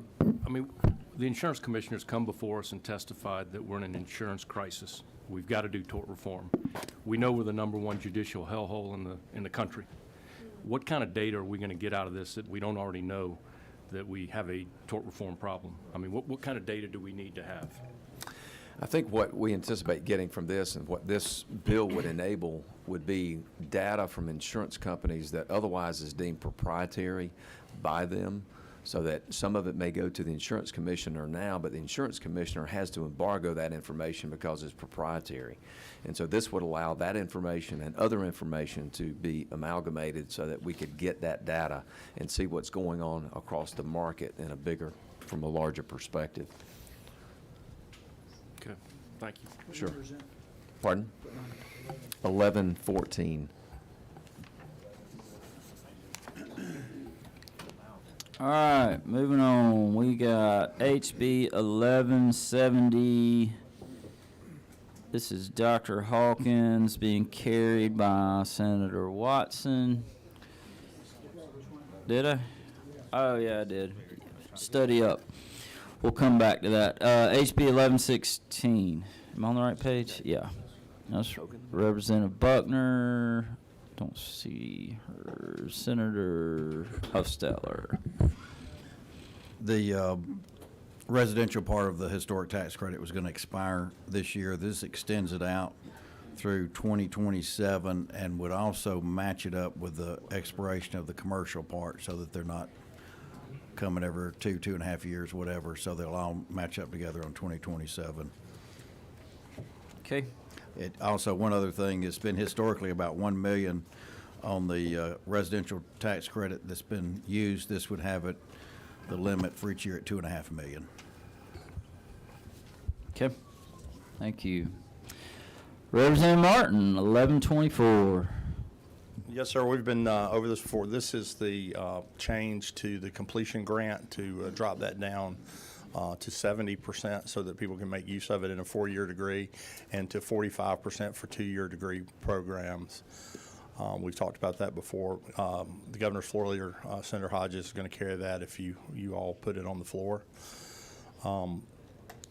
Any questions? I have a resolution, if you'd allow me. Absolutely. Senate Resolution 804 is to allow government entities in Georgia to get past the constraint of December 31 to pay tax anticipation notes, and will allow them to pay those over a 12-month period. Within 12 months, it doesn't extend any credit, doesn't change any constitutional limits and so forth. It just allows them flexibility. If you remember, the school boards are in the place where they need that the most. Okay, that's HR 804. It's on your last page. Yes, sir. That's HR page 13 at 804 the on the last page. last bill, and number 10, fourth down on 1124. Page 10, fourth down. 1124. Yep. Okay. That Thank it. you. Thank you. All right, Dr. Hawkins, we're back to you. Chairman Watson, you ready? Just 1170? 1170, HB 1170, Yeah, page 10. Yes, opioid antagonists, i.e. Narcan, in buildings that have AEDs, and that's all. Not in colleges or universities yet. Okay. All right, and then we got HB 1172 from the House Majority Whip. Is Senator Hatchett still here? He is not. Does anybody want to cover that? Came out of Judy.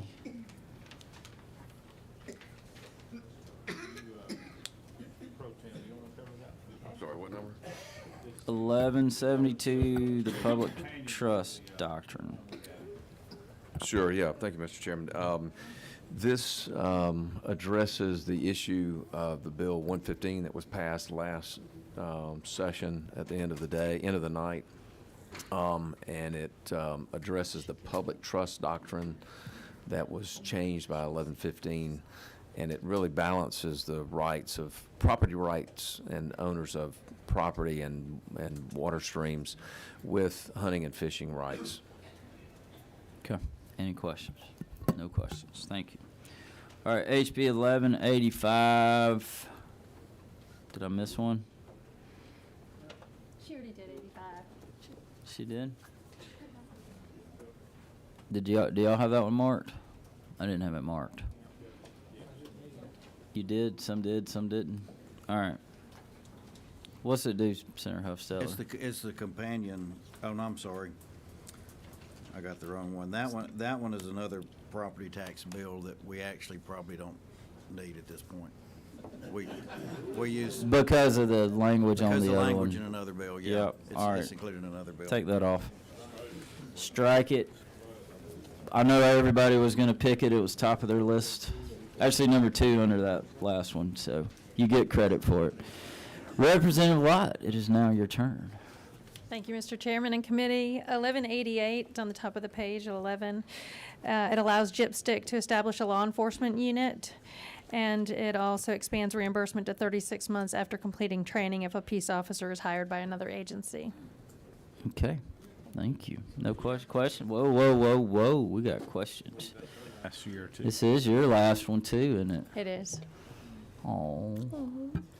And how many years? Is it 5 or 6? I came in with Perkle. We were special 10? section. Almost 10. Almost 10. Yeah. Goodness gracious. Well, thank you for your service. Thank you. It's been an honor serving with you. Thank you. You've certainly been a friend to the Senate and to Georgia. All right. Moving on. HB 1207. You can do all yours at once. Thank you, Mr. Chairman. 1207 is election bill. It's part of our Election Transparency Act. It was perfected over here in the Senate. It deals with ballot proofing, allowing candidates to proof ballots before they're printed or the machines are uploaded. Deals with some language from Secretary of State's office that reopens qualifying if there's a race on the that nobody qualified for. It also allows for local election superintendents to determine how many ballot marking machines are in precincts on election day after reviewing early voting data. Has some language also pertaining around poll watchers and what their duties are and making sure they get all access of the entirety of a location they are working at, and also put some language in there protecting elections officials and poll watchers as well. All right. Anything else? That's it. Thank you. Thank you. All right. HB 1231. Representative Holcomb. Yes, good morning, Mr. Chairman, members of the committee. This proposal would do two things. The first is it would allow high-achieving students to apply the Hope Scholarship to either professional or graduate courses. There are some students who receive graduate-level courses that apply towards their undergraduate work, but the statute as written only allows the Hope Scholarship to be applied to undergraduate courses. So it would let them use it for professional or graduate courses, but they would be reimbursed at the undergraduate rate. So they would have to pay the difference between the undergraduate rate and whatever the graduate and professional rate was. And then the Senate amended it in committee and added for 30 hours for foster kids to have access to Hope after that 30 hours, they would have to meet a 3.0 standard, but it would provide access to Hope for foster children. Senator Beach will be carrying the bill should it move. Happy Okay. to answer any questions. You couldn't find anybody better. Just kidding. Good job. Thank you. Representative Meeks, 1235. Thank you, Mr. Chairman, members of the committee. House Bill 1235 will allow self-propelled cranes to continue to operate on their highways as they have been in the past. No questions. Thank you. Thank you, Mr. Chairman. Great job. See, that's how you present a bill. All right. HB 1255. Is Representative Jones here? There you are. Good morning, Mr. Chairman and Good morning. members of the committee. I have before you HB 1255 on page 11 at the bottom. This bill was brought to me by the Indigent Project, and I've given and I have today copies of that letter of support. And they have discovered that the process for filing an appeal and the request for transcript varies from court to court throughout the state of Georgia, and they're asking for consistency with this procedure. In some courts like Fulton County, the request is made with the judge's staff attorney or staff members. In DeKalb County, the clerk of court makes the request as a courtesy to the appellant. In Talbot County, the clerk uses another method. Then the clerk orders the transcript, and this has posed a problem in the past. And I ask for your favorable consideration because this small change will allow the process to be the same in all courts in Georgia. Okay. Thank you. Question? Senator Robertson, you look like you got a question. Yeah, sounds like a really good piece of legislation. I appreciate that. Who is Terry? The director of the Indigent Project. Back up. Okay, thank you. All right. That's not the backup, Terry. Isn't there a video out there? You seen that? Not yet. I'm gonna show it to you. All right. It's funny. Thank you. All right. HB 1260. My fellow vice chairman in the Georgia State House, Houston Gaines. Thank you, Mr. Vice Chairman. Good to be with you. House Bill 1260 aims to get our vaping industry, we're having illegal vaping products being sold on the shelves under control. And so this creates a registry of products under the Department of Revenue and then enforcement of Department of Revenue for products that are being sold that are not legal here in the United States. Okay. Any questions? Has anybody gotten any emails about this bill? Just a few. All right, no questions. Thank you, Mr. All right, Representative Huddleston. Thank you, Mr. Chairman, to the committee. I'd like to present HB 1274. It's the Veterinary Tuition Assistance Program. It's an existing program. We're looking at taking it from a 1-year to a 3-year and going from $20,000 to $25,000 per year per student with requirements. Okay. Got a question over here from Senator Robertson. Representative, will you mention, you said something to me in the hallway about the condition our state's currently in with these large animal Yes, sir. vet and what problem this will fix? Yes, sir. Basically, we're in dire need within the state of large animal food industry vets. There's a lot of practices out there, but like I said, we need to make a better impact within the state. And basically within this bill, the program was set at 30,000 population and below per county. It looks at increasing it to 50,000 population, which would affect 118 counties. So that means a vet may be able to have a practice in an urban area, but be willing to serve in one of those 118 counties in the large animal food industry, veterinarian industry. And like I said, that's the bill. What's the population of large animal vets right now in Georgia, would you estimate, in some of these areas? I don't know, like I said, across the state, I know the numbers we've looked at, but I can just give an example within my district. I live in very, like I said, West Georgia rural community. In Carroll County, there's 38 veterinarians, and we do not have a large animal food industry vet. Thank you. All right. Thank you. What happened to purple paint? Did it get out of committee? No, sir, didn't get out of committee. We're going to have to, I believe, work on some language, so possibly may still be working on it, but like I said, possibly maybe next year. I was really looking forward to Senator Anderson's mulligan on that one. We worked hard on it, so if we don't get it this year, like I said, I'll continue working on it. Purple paint study committee.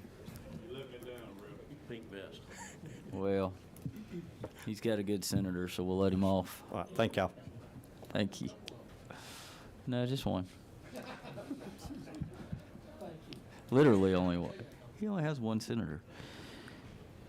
All right, where are we at? 1283? Persinger. Thank you, Chairman, members of the committee. HB 1283 is just updating definitions as they relate to the use of deadly weapon and the juvenile code. Okay. Did you put these on there? Yes, sir. All right. Any questions? No questions. Thank you. All right, 1292, Representative Okoye. Are you related to Christian Okoye? He's a little bigger than you. Don't look at my stature, but yes. Are you really? The Nigerian Nightmare, you mean? Yes. Okay, sir. He was one of my favorite NFL players. He was a heck of a running back. Yes. Him and Barry Ward in that backfield, they were strong. Yes. Yes. So, and yep, especially on Tecmo Bowl. And Mr. Chairman, go ahead. Good morning, Mr. Chairman and committee. This is my first time appearing before you.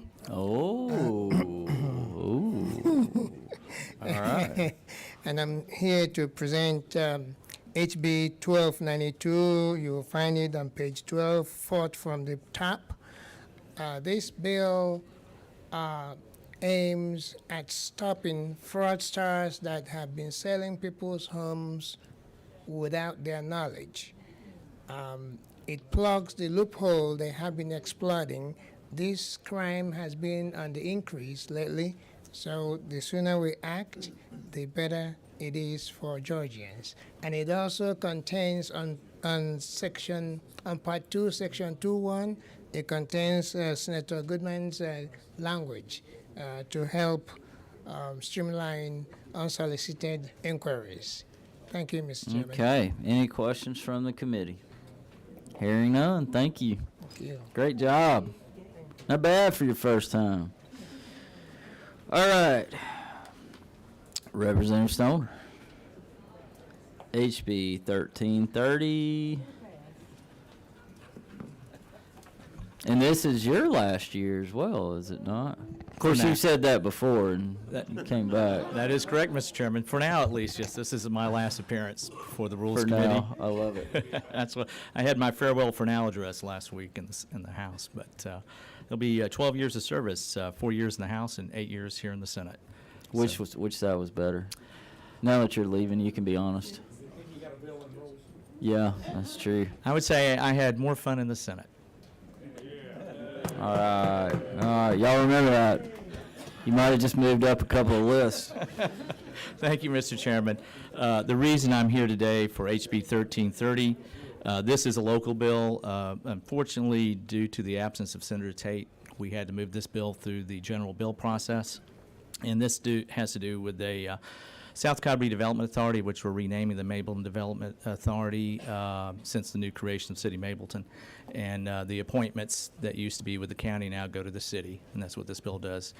I do have another bill, if I can speak to, for Representative Cummings, who unfortunately had to leave due to a doctor's appointment she could not reschedule. And that would be HB 1337, the next bill down. Also a City of Mableton bill, similar situation, having to move it to the general bill process due to Senator Tate's unfortunate absence. And what this bill would do would just give the City of Mableton, as other communities and other cities have, is the ability to raise their excise tax on hotel motel from 5% to 8% if they so desire. Okay. Thank you, Mr. Chairman. Thank you all. Thank you. We appreciate your service. Twice. All right, HR 96. Thank you, Mr. My Chairman. old fellow banking chairman. That's right, that's right. Thank you, Mr. Chairman. This is on severance tax on pine trees once they're harvested. It would be reduced to 40% of the fair market value, up to the first $500,000 in trees that are cut. Okay. Questions? All right, I accidentally skipped one. We'll come back to y'all. Keep it down. Keep it down. All right. Anything else? I'll do it. Thank you. Thank you, Mr. Chairman. Hold on. We got a question from the majority leader. Yes, sir. Maybe I shouldn't ask this. I'll read the bill later. What was the outcome on the reimbursement? Still working. Still on it? Mm-hmm. Okay. Reimbursement from the state? Yes, Is there a right cap? now it's not in there. It's not in there? No. Okay. Thank you. Okay. All right. Backing up, HB 1371 is the majority whip from the House. Not getting rave reviews. Torts. Anybody want to cover it? Mr. Chairman, I have spoke for all the Strickland's bills, but this one, I don't know about. This one needs a lot of work. This is a this is a downgrade. Sorry. Okay. Can it not be perfected? Yes, everything. Next session. Okay. All things are possible, Mr. Chairman. We're not taking it off. We are not taking it off. All right, HR 302 is the CA Representative Camp. We covered that one? Yeah, we did cover that one, didn't we? Sorry. All right, last page. All we got left is HR 1021. Did he cover that? Representative Stevens, he did? All right, well, that's it. All right, we got a few out there. Let's see. Let me get through my senator. Senator Harbinson, Senator Harbin, did you have anything? It's already been talked about.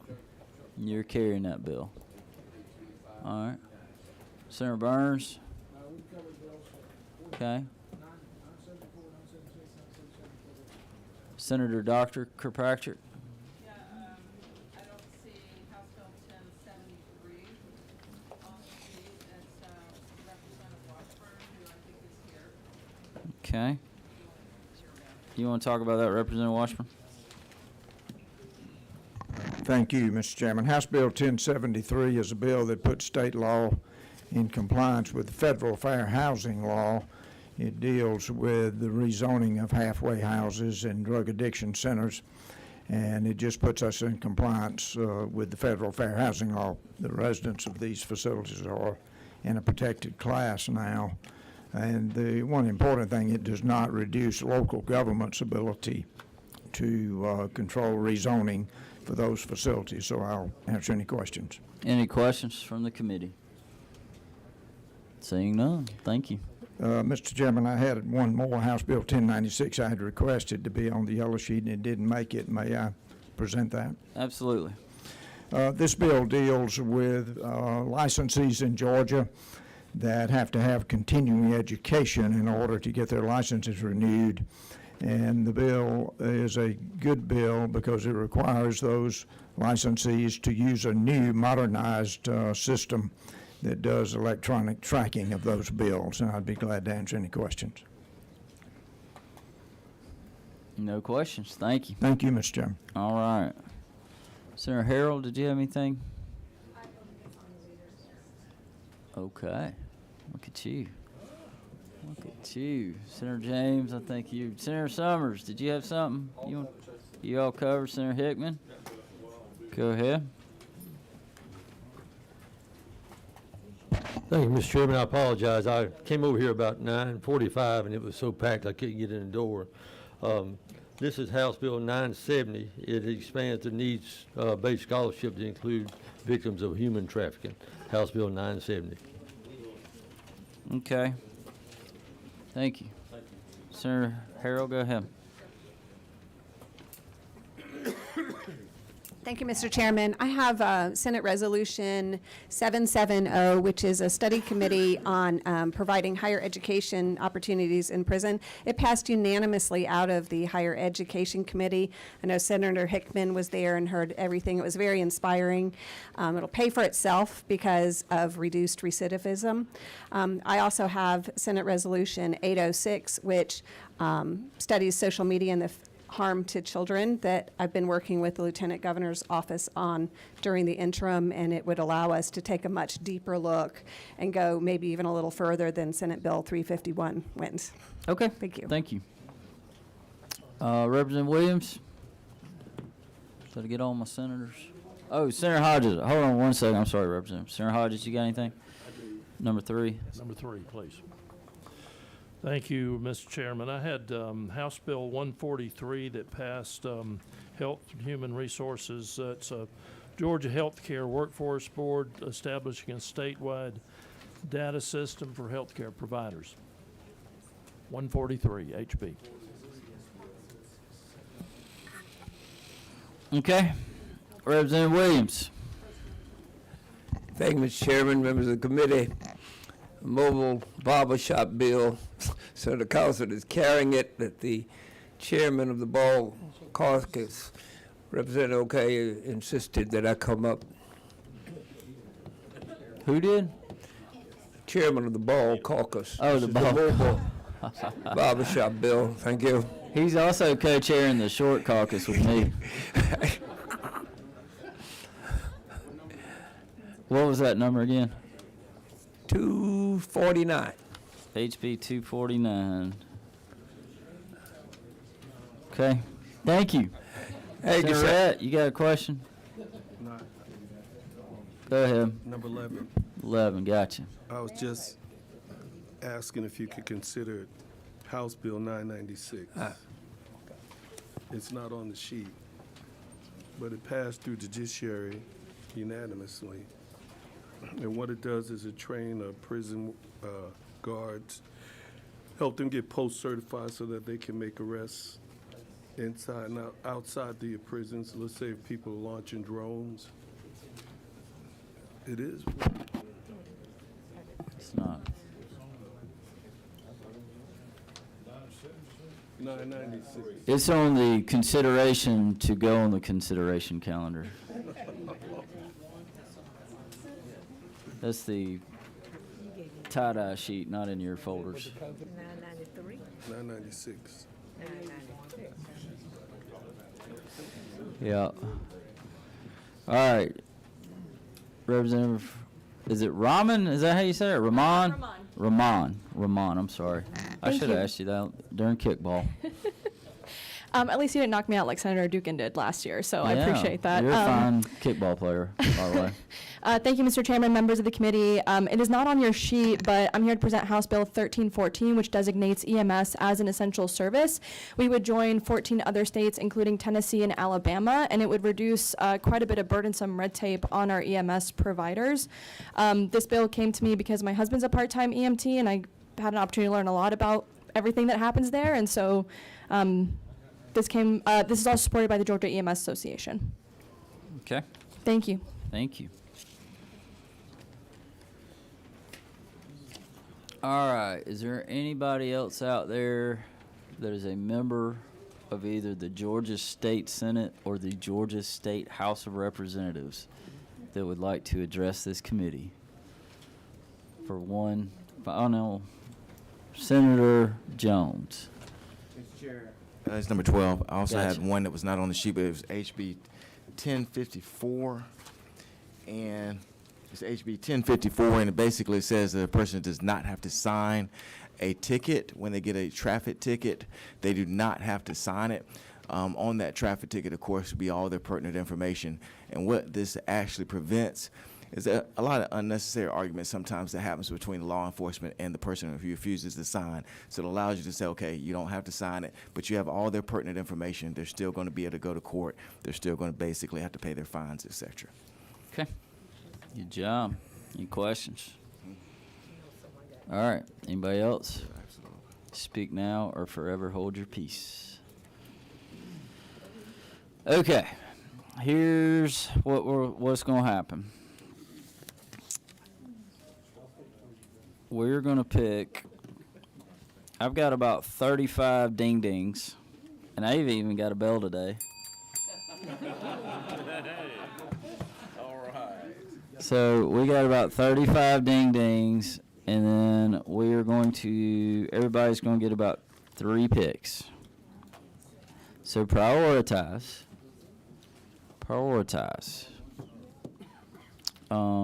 Not all at once. We'll do like a draft, like we always do.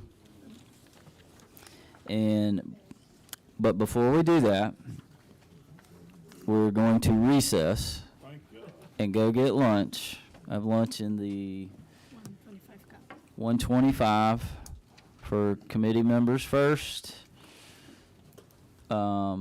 Committee members and staff first, and then senators and reps next, and then whoever Mercedes says. Can you handle that? Yes, I can handle that. Okay.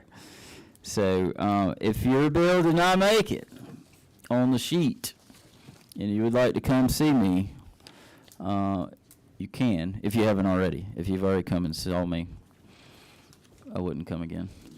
But if you have, come see me and we can talk. It's not over yet. And you can make your last pleas for help. Some of it may have been oversight. Some of it may not have been. All right. Recess, go eat. I need y'all to be energized for the final push. I did not. Let's say 12:30. Does that work for everybody? And I anticipate we'll get through 30 to 45 minutes when we get back. So I'm going to try to get done by 1:15 when we get back. So be back at 12:30, food in 125. That's it. Recess.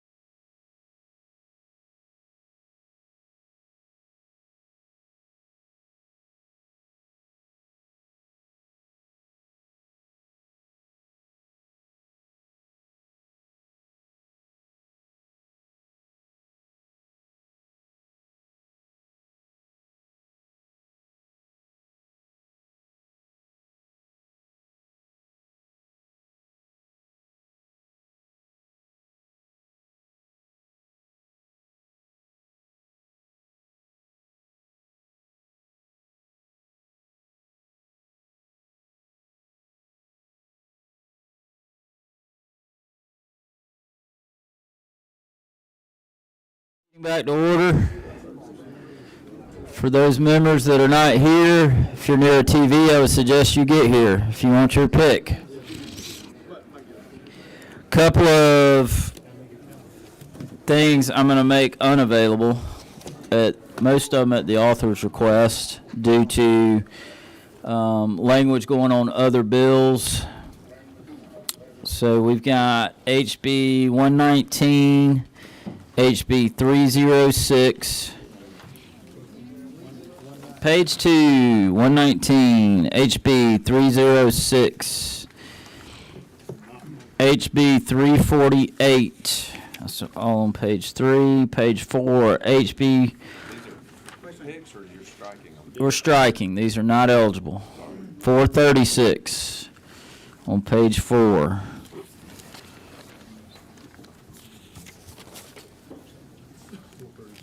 That may be it. Nope. 1185. And then I made a mistake on 1363. That one actually was not available. Anyway, that one never made it out of committee. That was my bad. I just assumed a simple bill like that would have made it out, but it didn't. 1363, which I had added, but we're now taking away. That was my fault, 100%. Sure. Start on page 2, 119. Page 3, 306. We already did this once. Page 3, 306 and 348. Page 4, 436.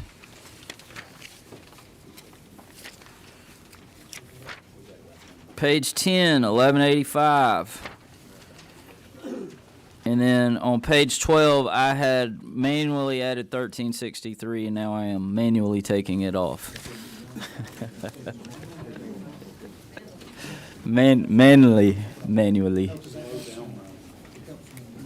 Okay. Now, ads.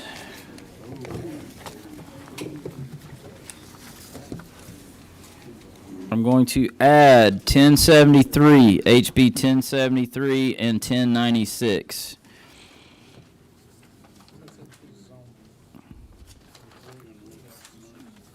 $10.73 and $10.96.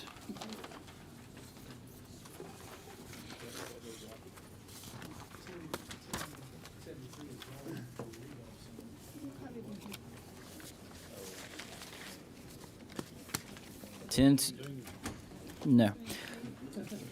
Chances are, if we're adding them, they're not a ding ding. Just a FYI. What is that? That's the one that you just added. Yeah. So you don't need to. Yeah, 1073 is local zoning around drug rehabilitation centers, halfway houses, and treatment of drug dependency. And then 1096 is continuing education tracking solution to monitor compliance of licensees with applicable continuing education requirements. Representative Dale Washburn, both of those are his. They are now available.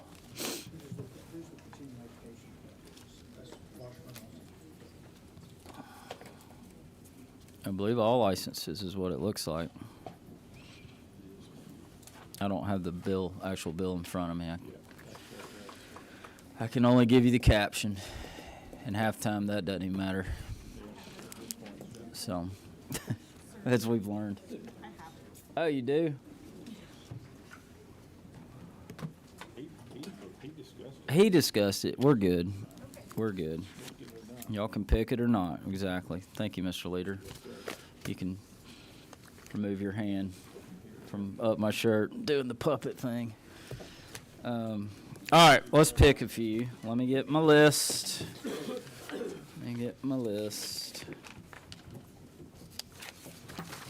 All right, as I stated earlier, we have about 35 bills that are ding-dings. And then we've got, so again, the way it'll work, we're gonna go down my list. If you get a ding ding, after we get through a full round, we'll come back to you, and that's where you'll get it. And if you pick another ding ding, it will not ding ding, but you'll get a high five from me, which is worth nothing. You're gonna get 3-ish. So, are we ready? I'm gonna start at the top with the President Pro Tem of the Georgia State Senate, John Kennedy. Thank you, Mr. Chairman. How about a really... All right, hold on. Before we start, I'm about to make every mic hot, so I don't have to go around, okay? I'm telling you that for obvious reasons.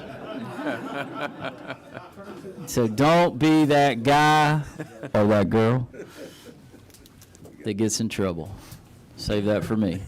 All right, we are live on 1 through 6 and 7 through 12 and all 3 witnesses. Oh, that's not going to work. All right, hold on. Yes.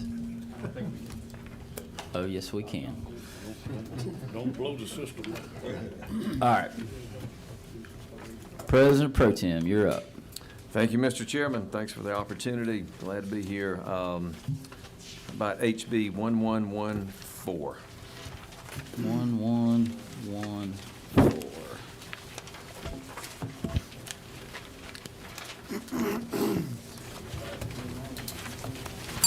Hey, all right.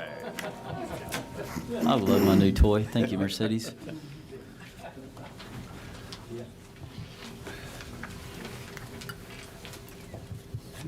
All right. Leader Gooch. I'm looking for the number, but I'm going to pick our favorite speaker's bill of the year. It'd be the budget. What's the number? 996. 916. I believe. No? That's it, 916. 916. 916. I thought that might get a little ding-a-ling going. All right. Madam Leader. Use your mic.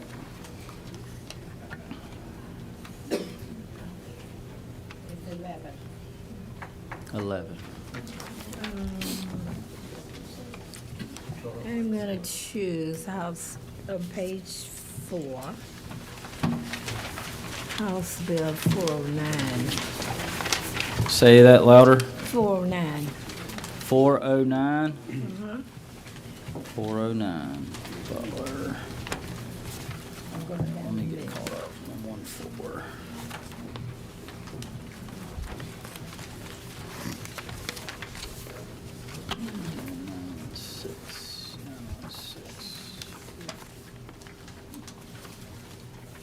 Okay.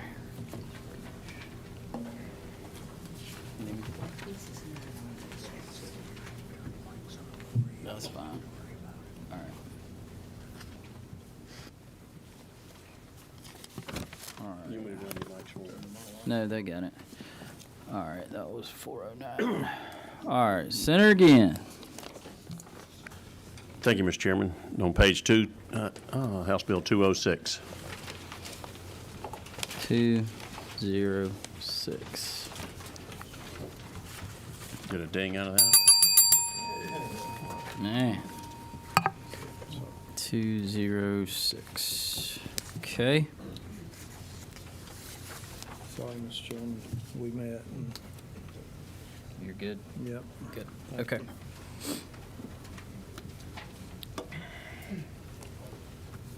All right. Dean of the Senate, Senator Harbison. House Bill 362 on page 3. 362. 362. Harbison. Okay.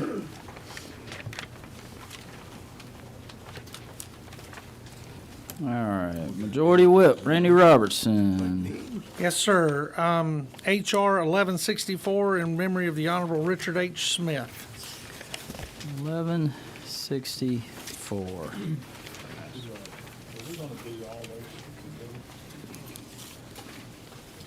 That should have been a dinger, but I knew it'd get picked, so it's not. All right, 1164. All right, Senator Cowsert. On page 10, HB 1172. 1172. What's the number? 1172. All right. I'm just having lots of fun. A lot of angels getting their wings today. That's right. So that was funny. You should run for Regulated Industries Chairman. Your bill's funny. You should be the rules chairman. Yeah. I love it when we think alike. Senator Anavitarte. Mr. Chairman, HB 881 for our law enforcement friends. 881. Senator Jones. Thank you, Mr. Chair. On page 12, HB 1371. 1371. All right. All right. Senator Beach. HB 1231. 1231. HB 1231. Beach.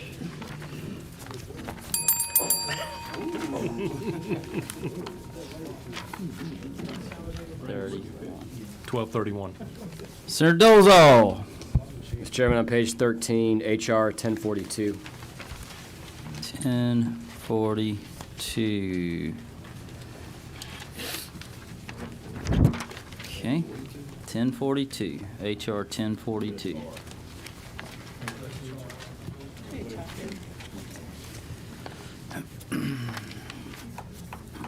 Okay. Where are we at? Senator Rhett.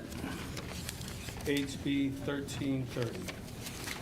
1330.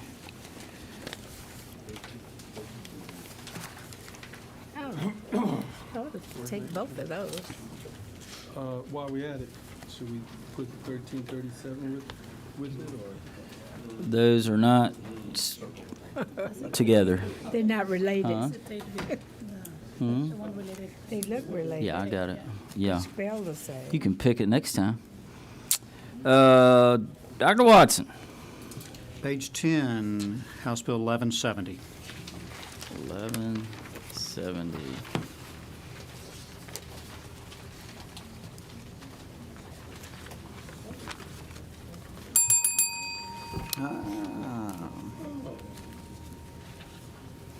All right. Senator Walker. Let's see, page, page 8, HB 992. HB 992.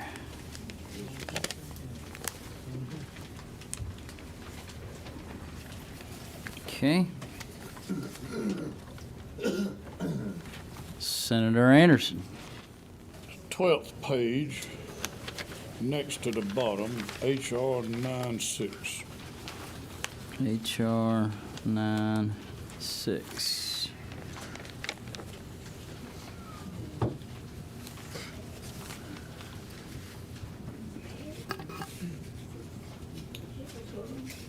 Okay.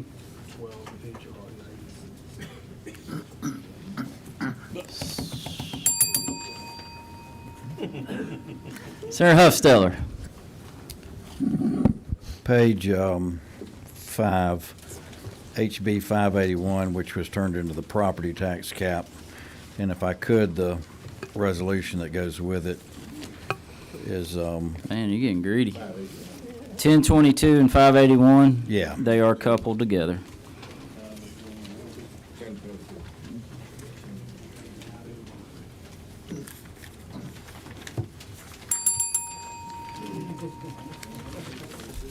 Senator Dixon. Page 10. HB 1104. 1104, Dixon. Okay. Man, you're doing good today. After you failed miserably the other day. All right. Well, I guess Kennedy's foregoing his pick, his backup pick. Senator Gooch, your supplemental pick. Yeah, I'm looking for it. That's like Superman coming out of the phone booth. HB 905, please. 905. HB 905. B 905.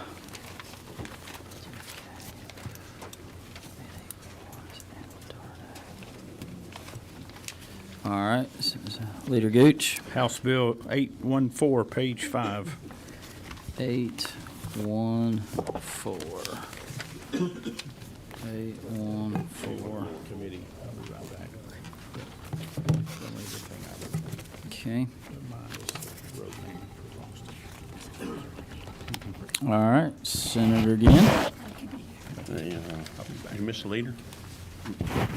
Leader just picked 814. Okay. Keep up. Yes, sir. Should you flip over to page 12, HB 1407. HB 1407. Okay. All right, Senator Cowser. On page 3, HB 300. HB 300. All right. Senator Beach. HB 1207. 1207. All right.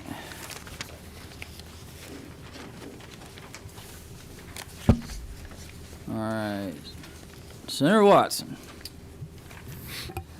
page 10, HP 1146. Page 10, 1146.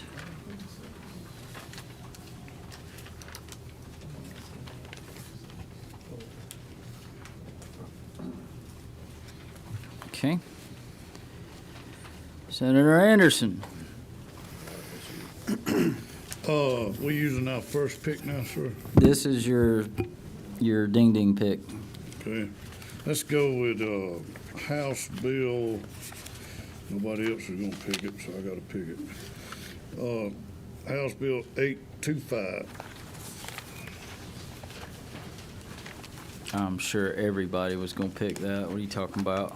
Yeah. Okay. 825. All right, Senator Huffstetler.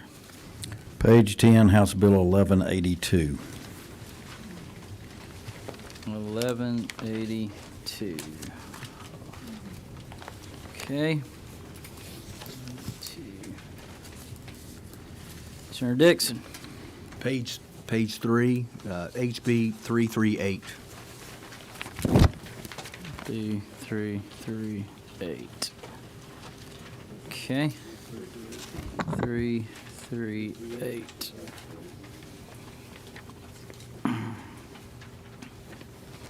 All right. Let's see. That's. All right. Senator Kennedy, back to the top. Right.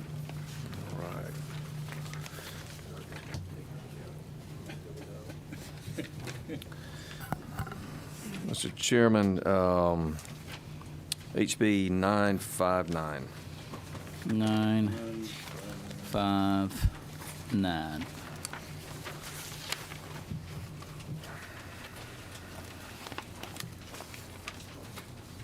Nah. All right.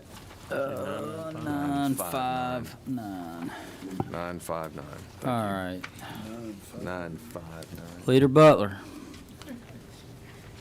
I knew I was next. Page 9, HB 1048. 1048. And the other part of that is the music office. Not just cornbread, but music.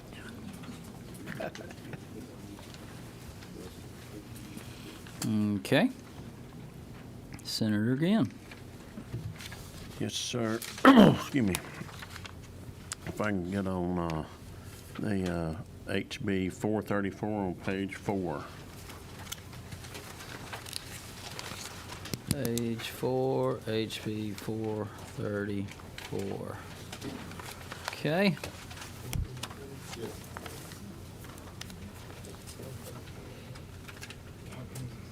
Senator Harbison. House Bill 1096, I think that was an ad. He added it on. I believe you added on this. Oh, that was an ad. Yep, that was a late ad. Yes. That's Washman's with it. That's Washman's. So let me do it. Where it goes. 1096. 1096. She got 28 already.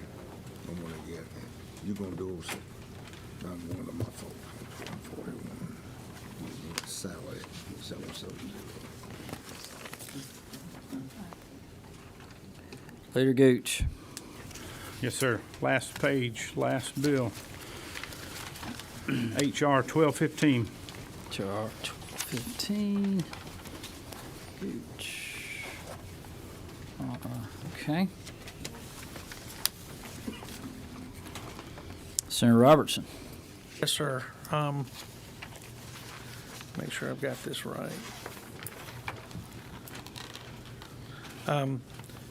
Fourth page, HB 451.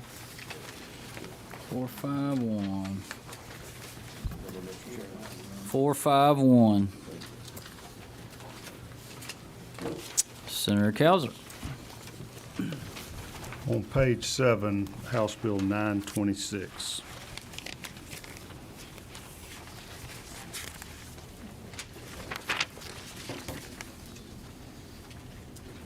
Okay.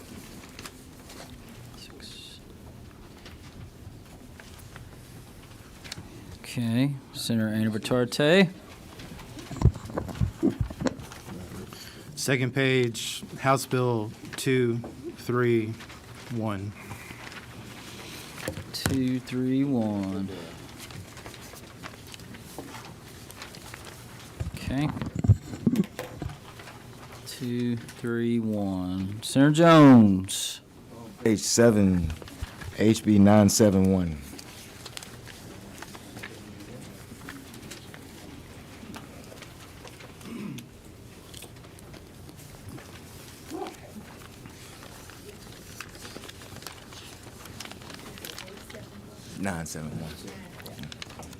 Senator Albers. Page 8, please. I'd like House Bill 986. 986.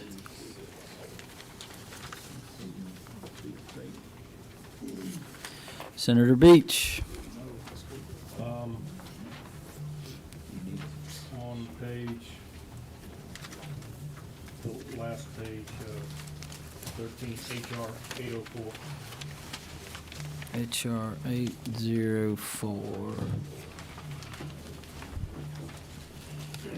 04.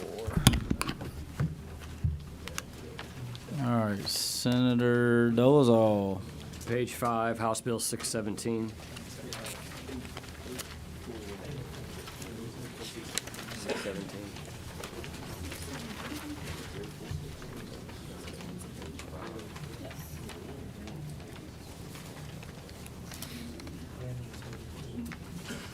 Senator Rett.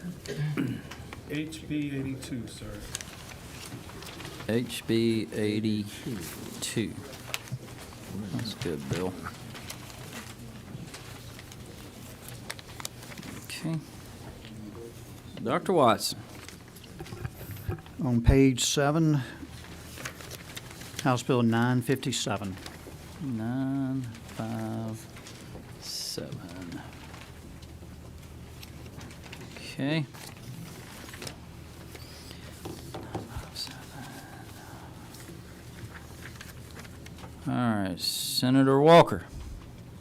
Page 12, a good tort reform bill, HB 1409.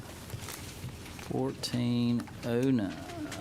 Larry Walker. And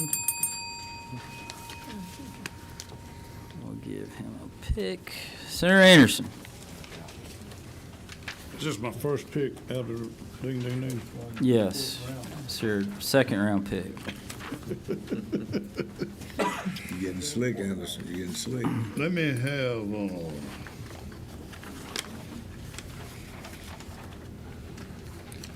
the 11th page, 1253. 1253. Okay. Picking his own bill. All right. What was that one? 1253. 1253. Senator Huffsteller. Page 4, House Bill 546. House Bill 546. Okay. All right, Senator Dixon. With HB 1283. HB 1283. Dixon.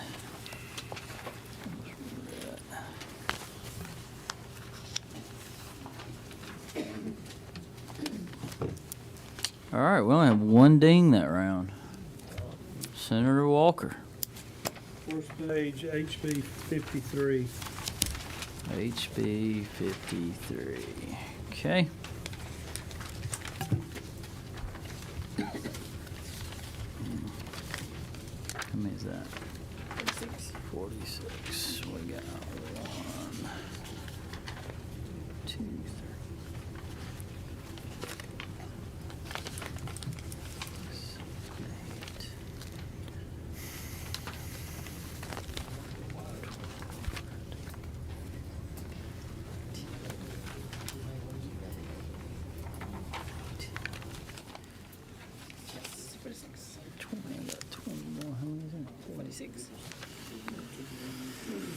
All right.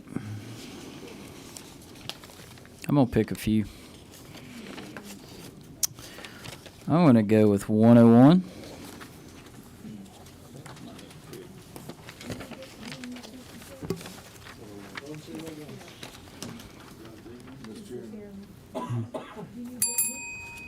Don't touch my bell. You got a ding, baby.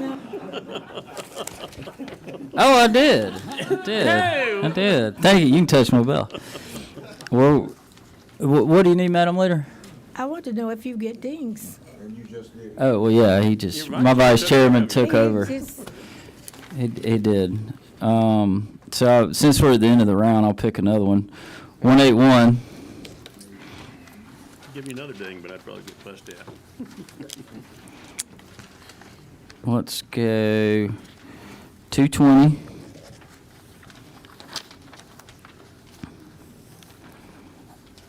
Two 6-4.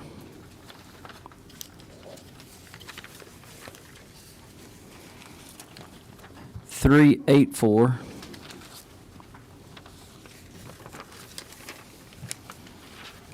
5-0-8.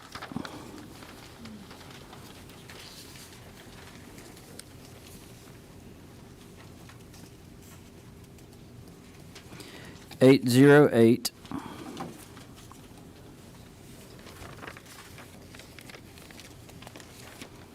9-0-8. 934.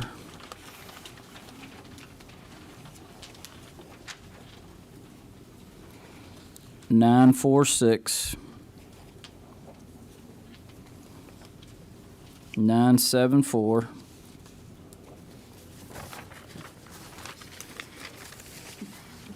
976. 993. 1017. 1018. 1019. 1021. 1049.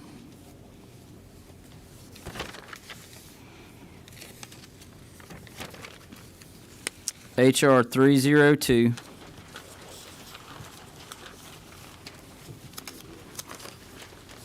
All right, how many is that? 64. Whew.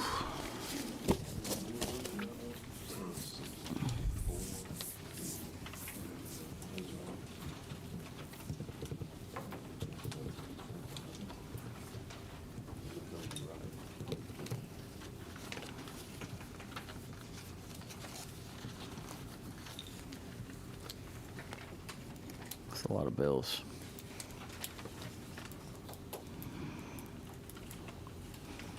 All right. Anybody dying to get one on? Yep. 1034 House Bill, Mr. Chair. I'm not dying to get it on, but I wanna. All right, here's what we're gonna do. I only got two. We only got room for two more. So here's what I'm gonna do. Everybody you're gonna pitch it, and then whoever gets the most votes, that gets on. All right, that's the fairest way to do it. I'm gonna go this way, and we're gonna go around the table. Question. Parliamentary inquiry. Parliamentary inquiry. State your inquiry. Isn't it true that the ones who got ding, ding, dings were supposed to get an extra pick? They did. And we haven't done that yet? Actually, you did. You picked 814 with your That was our supplementary third pick. I guess he lost his pitch on that. You got a third pick with, Nobody's got third. Is that right? yeah, we ain't got a third pick. We ain't got a third pick. 10-4. Y'all were supposed to do better on your ding dings, and you. We'll do. Y'all started off great in the first round, and then you failed miserably in the second Should we round. start over? You All right. start over.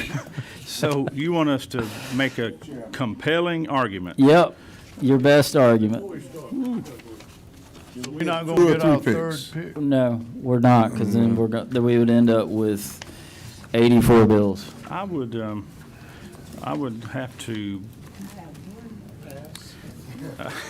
I would have to pitch the coroner's bill because it was a bill that. Six something. It got a lot of. 625, it got a lot HB of- 625. It got a lot of pitch from a lot. Yeah, of we're all people. gonna, all right, if you would like, we're gonna do, Can I make a little, make a note, 625.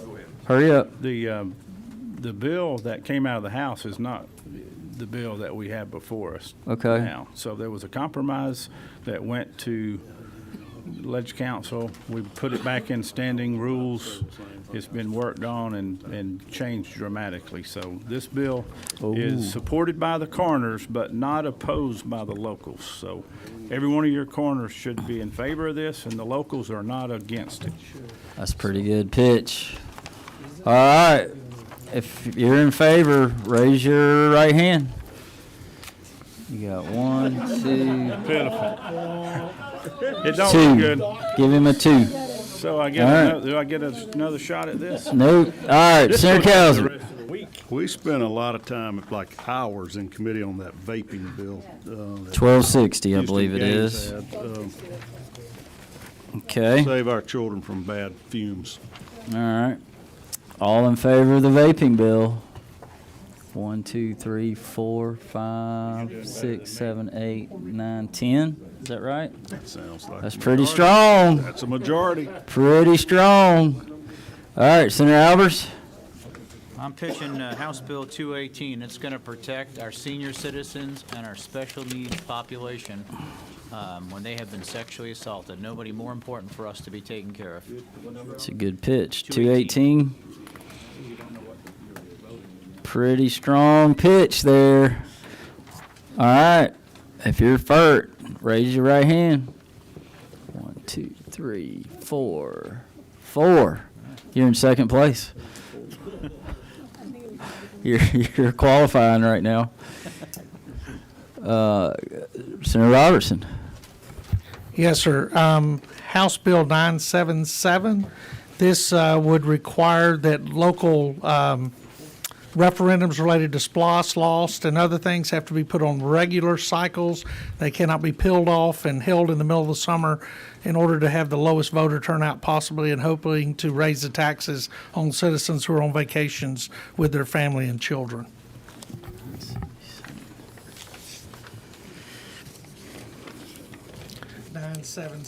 All right.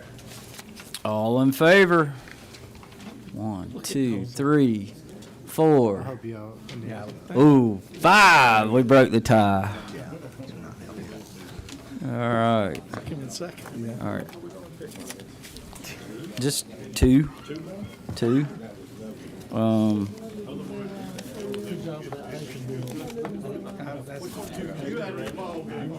Yeah, you're donezo. Oh, I did miss one. Hey, I missed a ding ding. I am adding HB 1165.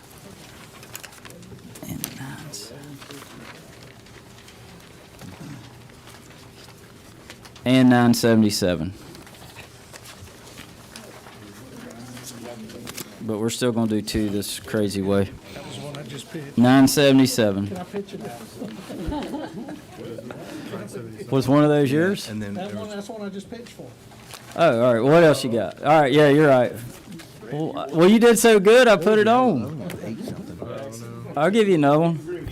No. Sorry. I'm not getting greedy. Late arriving text message I got. I was so inspired by Senator Albert's pitch on saving lives and helping people. HB 927 allows for fortified building along the Gold Coast, where our good friend from District 1 lives and has a lot of good constituents, and it gives them the opportunity to build up their homes so they're protected during tornadoes, hurricanes. What number? 279. That was my dyslexia. Okay. 279. Yes, sir. 279 for our 279. Yeah. catastrophic. Yes, sir. All right. If you want it, raise your hand. Let's get it. 1, 2, 3, 4, 5, 6. Dixon came in late. 7. Dirty Dixon. You're qualifying. Hey, Gooch. All right. Senator Dixon. Thank you, Mr. President. Picking HB 84, it gives the Attorney General authority to regulate earned wage companies where you've got folks that need access to their paycheck. You know, it's something that's already earned, but gives them access to it. It regulates HB 84? That's right. That's earned wage access? What's that? Yes, that one. That turned into that? Yeah.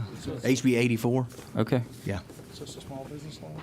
Yeah, no, it's not a loan. I already know how this one's going to go. 5% interest? No. I've had an earned wage access bill. Didn't go well. All in favor of earned wage access, raise your hand. 1.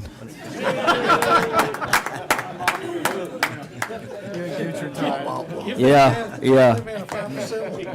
You're now the clubhouse leader. All right. Senator Anna Vittarde. Thank you, Mr. Chairman. I'm going to select HB 170, which basically creates, in October, at the beginning of hunting season, a sales tax holiday for outdoorsmen. Okay. You done? Yes, sir. All in favor? 1. Oh, that corner's not doing so hot. All right, Senator Dolezal. Mr. Chairman, I'm not going to advocate for the road naming bill that has not yet been chosen. I'm going to advocate for House Bill 579. Aren't you transportation chairman? I am, but I thought I had 3 picks, Mr. Chairman. I got you. But I've been talking about House Bill 579 on page 4. This bill passed the House 169-0. It's a good bipartisan bill that streamlines the enrollment process and some of the intricacies that special needs families have when they're working with our existing special needs scholarship. All right, all in favor, raise your hand. 1, 2, 3, 4, 5. 5. 6, 5.5. 6. He gator armed it. We know a few folks used to do that. All right.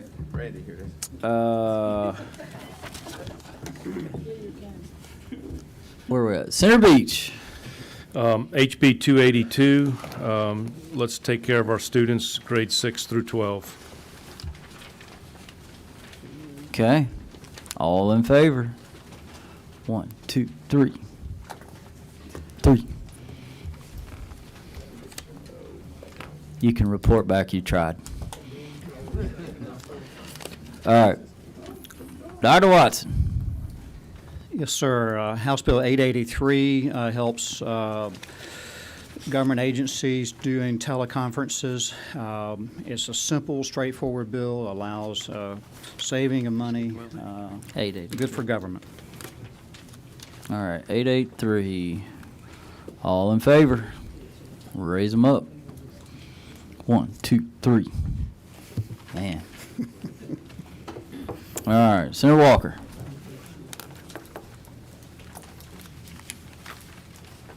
So,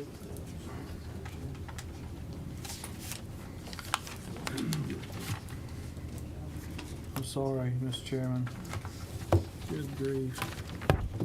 Very passionate about this Chairman one. Powell's bill too is a really, really good bill. It came through the insurance committee to relieve marinas that rent boats from vicarious liability. That's my bill. I think you're going to carry it. It's a great tort reform bill, and I can't find it on here. 994. Circle it. Can I make another pitch? No, I gave you that one. Senator Hufsteller. HB 308, our credits that the medical preceptors that do the training give has expired, and this would renew it for physicians, physician assistants, and APRNs. All right. All in favor, raise your hand. That was such a 3. Y'all are all sticking together. I'm proud of y'all. It doesn't matter. It only got 3. What was that number? 308. 308. Okay. Senator Jones. Mr. Chair, page 12, HB 1264. 1264. Tries to get rid of red tape as far as persons who are foreign-born but U.S. citizens to help them actually go ahead and slice through some of that red tape to become a full-fledged doctor so they can help rural health care. All right. All in favor, raise your hand. 2, 3, 4, 4, 5, 5. 5. Okay. Leader Butler. So busy. Let's see. Can we, excuse me, Mr. Chairman, can we add to the study committee? What is it? Can we add to a study committee? Is it on the yellow sheet? Nope. I think you had a conversation about it. I've had a lot of conversations. I know with you a have, lot of but- people. Okay, well, There's a chance if it's a study committee, it may not ever even come out of standing committee. All study committees get referred to standing committee. If it never got voted out of standing committee, it's not even on the general It calendar. did. But do you want to pitch something on the yellow sheet or no? You can waive that right if you choose. okay, hold on. Let me I'll do come it. back to you. Senator Rep. Okay, all right. Yes, sir. House Bill 1292, that's dealing with property clerks at Superior Courts obtaining photographic identifications of people with deeds. You know, you don't realize how important this is unless you're in the military and you deploy, and you're over there worried about your loved ones, trying to save your life, and you come back home and somebody else squatted in your house. Stole your house. Stole your house. And I can't tell you how many countless times we've had to work with people trying to help them when they come back from being deployed to get their house back, which takes months. So then we have to put them up in barracks or hotel. Let's all vote for this one for the Gipper. For the Gipper, all right. I mean, Let's get one for the Gipper. Yeah. This helps everybody. Your other helps mayor didn't everyone, not even just get the on there. military. I mean, you know how a lot of people All right, let's take a vote. Raise your hand if you want it. 1, 2, 3, 4, 5, 6, 7. Ooh, I think it should get another hand. ooh. All right. Madam Leader, you ready? You still prepping? I thought I was, but I changed. All right, Dean of the Senate. Thank you, Mr. Chairman. 1034, this is America 250 bill. This is the 250 National Commission is donating a bronze historic marker to be placed on the Capitol grounds in celebration of our 250th birthday. Is that the one? I think the Daughters of American Revolution won't need that That's too. part of it too. What number is it? Got syrup too, also Yeah. got the syrup in it and some other Okay. bills. Well, everybody loves our Daughters of the American Revolution, so I think I'd vote for it. What number? It's 1034. 1034. Not yet. I think he It's added. up to y'all. He added it. I did not. Raise your hand if you'd like it. If you support the Daughters of the American Revolution, raise your hand. 1, 2, 3, 4, 5, 6. I would have raised my hand. Okay. Senator Anderson.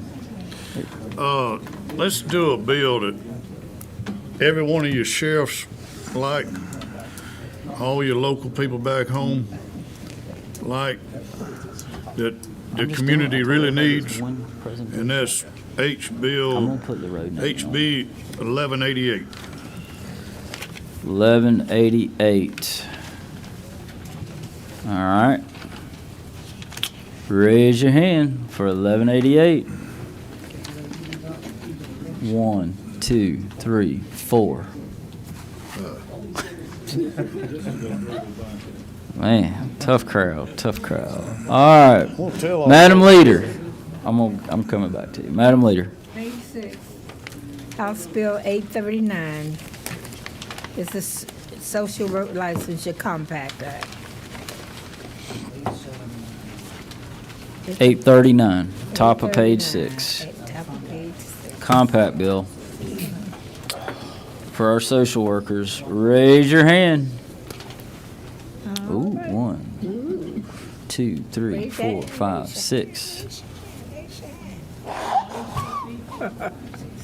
6, almost. All right,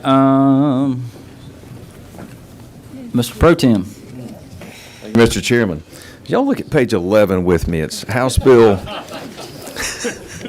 12. What is this, Mr. Webb? You know where I'm? Just Yeah, he's look at working page the 11 jury. with me. HB with HB 12:8. Listen, we're gonna all hold hands and sing "We Are the World" here in a minute. HB 1218. A lot of work was done by some lawyers to try to improve. Well, whoa, wait a minute. Hold on. Wait a No, there's a lot more to this. Strike A lot more to one. This update. This updates our wills, trusts, and estates codes. And so what happens is you don't want the wills that you have in place to not be valid, right? So we need to make sure that we update it so that it's clear. But while it would seem like it's for folks that just have wills, it really uniquely benefits first responders, children, widows, orphans, the disabled, veterans, firefighters, and there's some particular provisions that are very good and beneficial for legislators soon to be retired. And three more categories. The medical care providers are particularly taken care of here, newborn puppies, and roofing company owners. Ooh, ooh. And the American farmer, of course. Commercial roofing or residential? Yes. Okay. I mean, that's a good pitch. All right, for the lawyers, raise your hand. 1, 2, 3, 4, 5. Man, I can't believe all y'all hate puppies like that. Really? It's for the puppies. Man. All right. My vice chairman. I think we got a tie right now, don't we, for number 2? And by the way, I am putting the road naming bill on. 854. Yeah. We got to have that. HR 854, last page. All right, go ahead, All right, Mr. Vice Mr. Chairman, Chairman. after that riveting speech by our President Pro Tem, I want to drink to that. When I look at HB 843, basically it's an economic development bill. It deals a little bit with alcohol, but it's one of those things that I think can help pay some economic development benefits in the state. And if you're, as Bill Jackson would say, it's a liquor bill. What number did you get? 843. Yeah. And everybody needs to support a good economic development bill. Not as good as 1218, but That's true, but nobody's that good. All right, raise your hand. 1, 2, 3, 4, 5. Oh, just short. All right, so Senator Cowser, look at you coming in a strong first place. The vaping bill. All right, and then we have a tie. Yes, of HB 279. What's your number, Mr. Chairman, over there? 1260. Put 1260. I need to circle that too.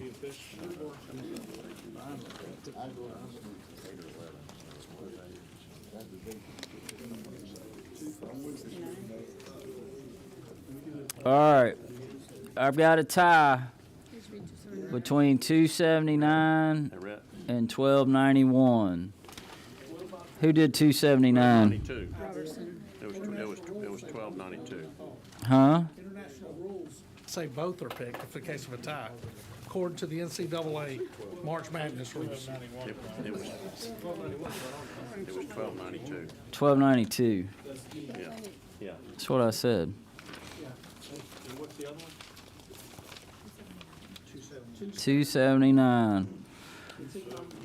All right, Senator Rhett, one last pitch. You got 10 seconds.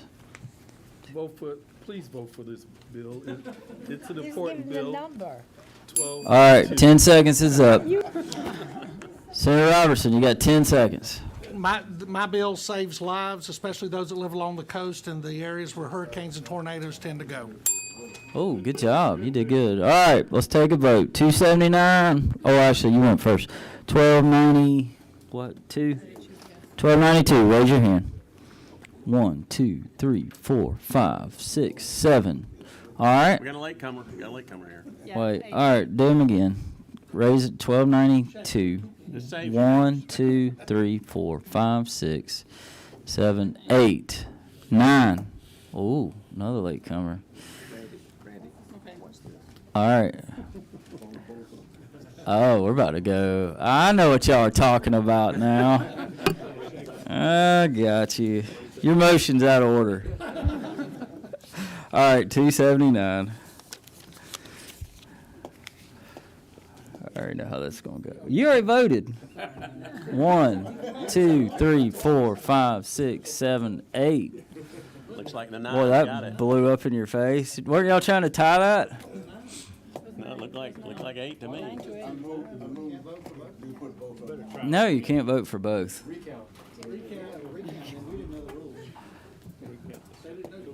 All in favor of reconsideration?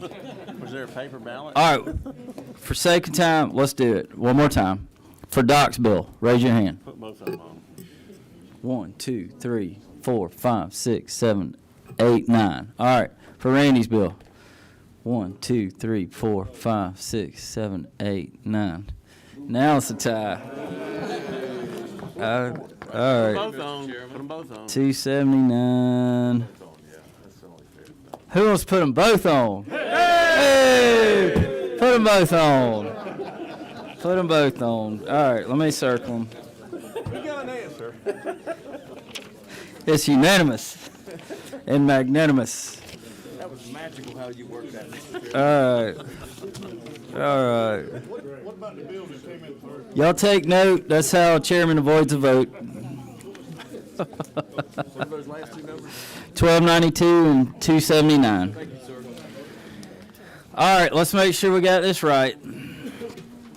I've got HB 53, HB 82, HB 181. 101. Huh? 101. Oh yeah, HB 101. See, it takes a village.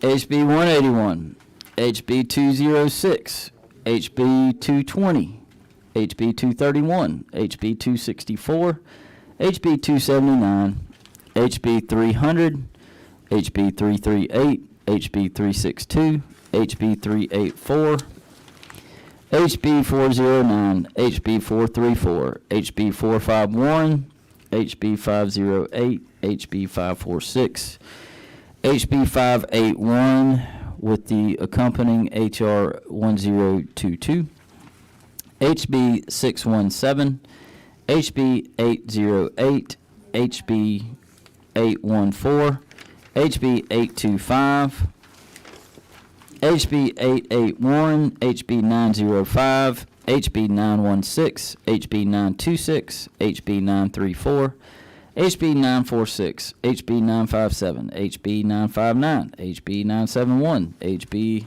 974, HB 976, HB 977, HB 986, HB 992, HB 993, HB 994, HB 1017, 1018, and 1019.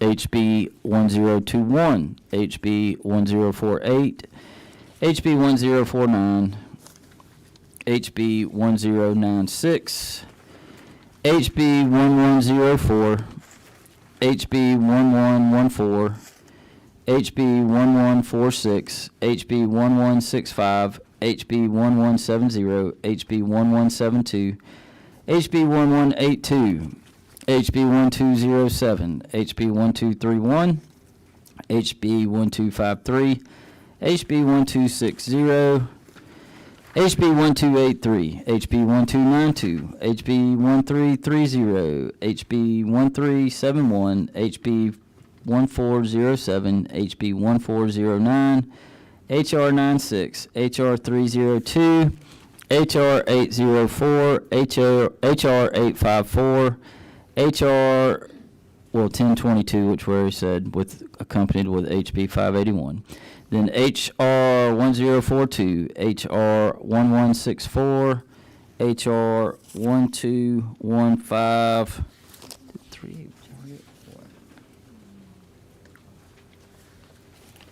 500, and some late arrivals.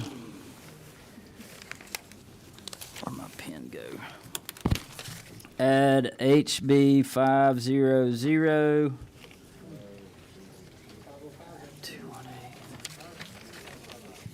HB 218,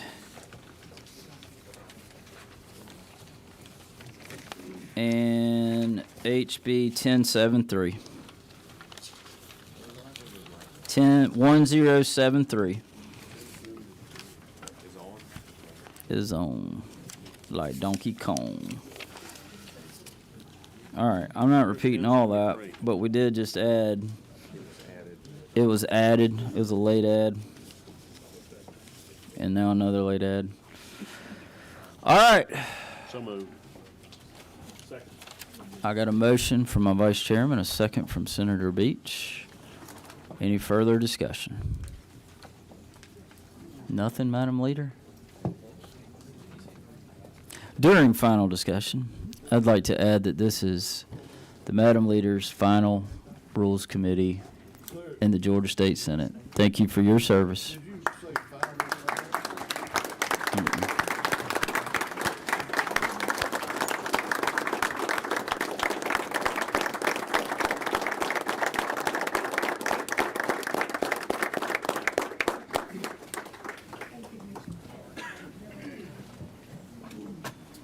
graciousness, your kindness, and your gentle self in this committee. Well, thank I've you. enjoyed every moment. Wow. I feel like you mean that. I do mean it.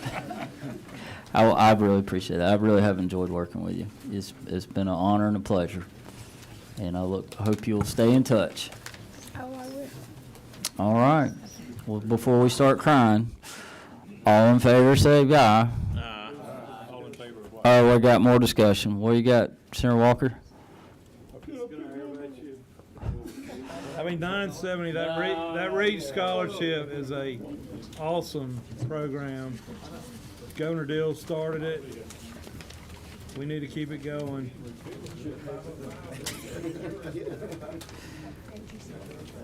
If you've ever been to one of the Reach signing ceremonies, it's really heartwarming. These are underprivileged kids that get a scholarship if they sign up and promise to stay straight and make good grades. They That's the do one it. for Lynn Riley, isn't it? Which one? 970. I didn't get as many picks as I thought I was. Yeah.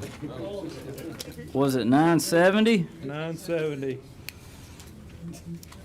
I tell you what, I'll allow you to offer an amendment. I make an amendment, we add House Bill 970 to the list. All right, I got a motion. That's how amendments work. After a motion. We haven't voted. All right, I got a motion and a second.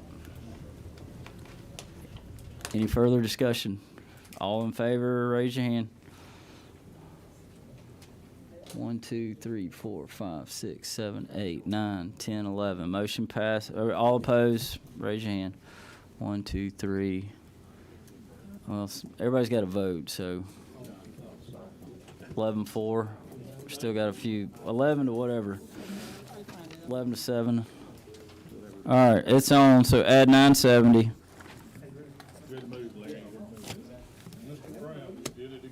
All right. Chairman, one question. We've got an observation from the Peanut Gallery that you may be called HB 550. 505. But is it 505? Is that the one? Is that what's called? Is that on the calendar? 500 was called. 500. Yes. Okay. There is no 550 on the Right. sheet. Okay, thank you. Okay. That's it. All in favor say aye. All opposed say nay. Motion passes unanimous. That is correct. We're going to recess. We got like 70 bills, so if we recess long enough, we can probably get up to 100. Did we just vote on do pass as amended? We voted on due pass as amended. Motion carried unanimously.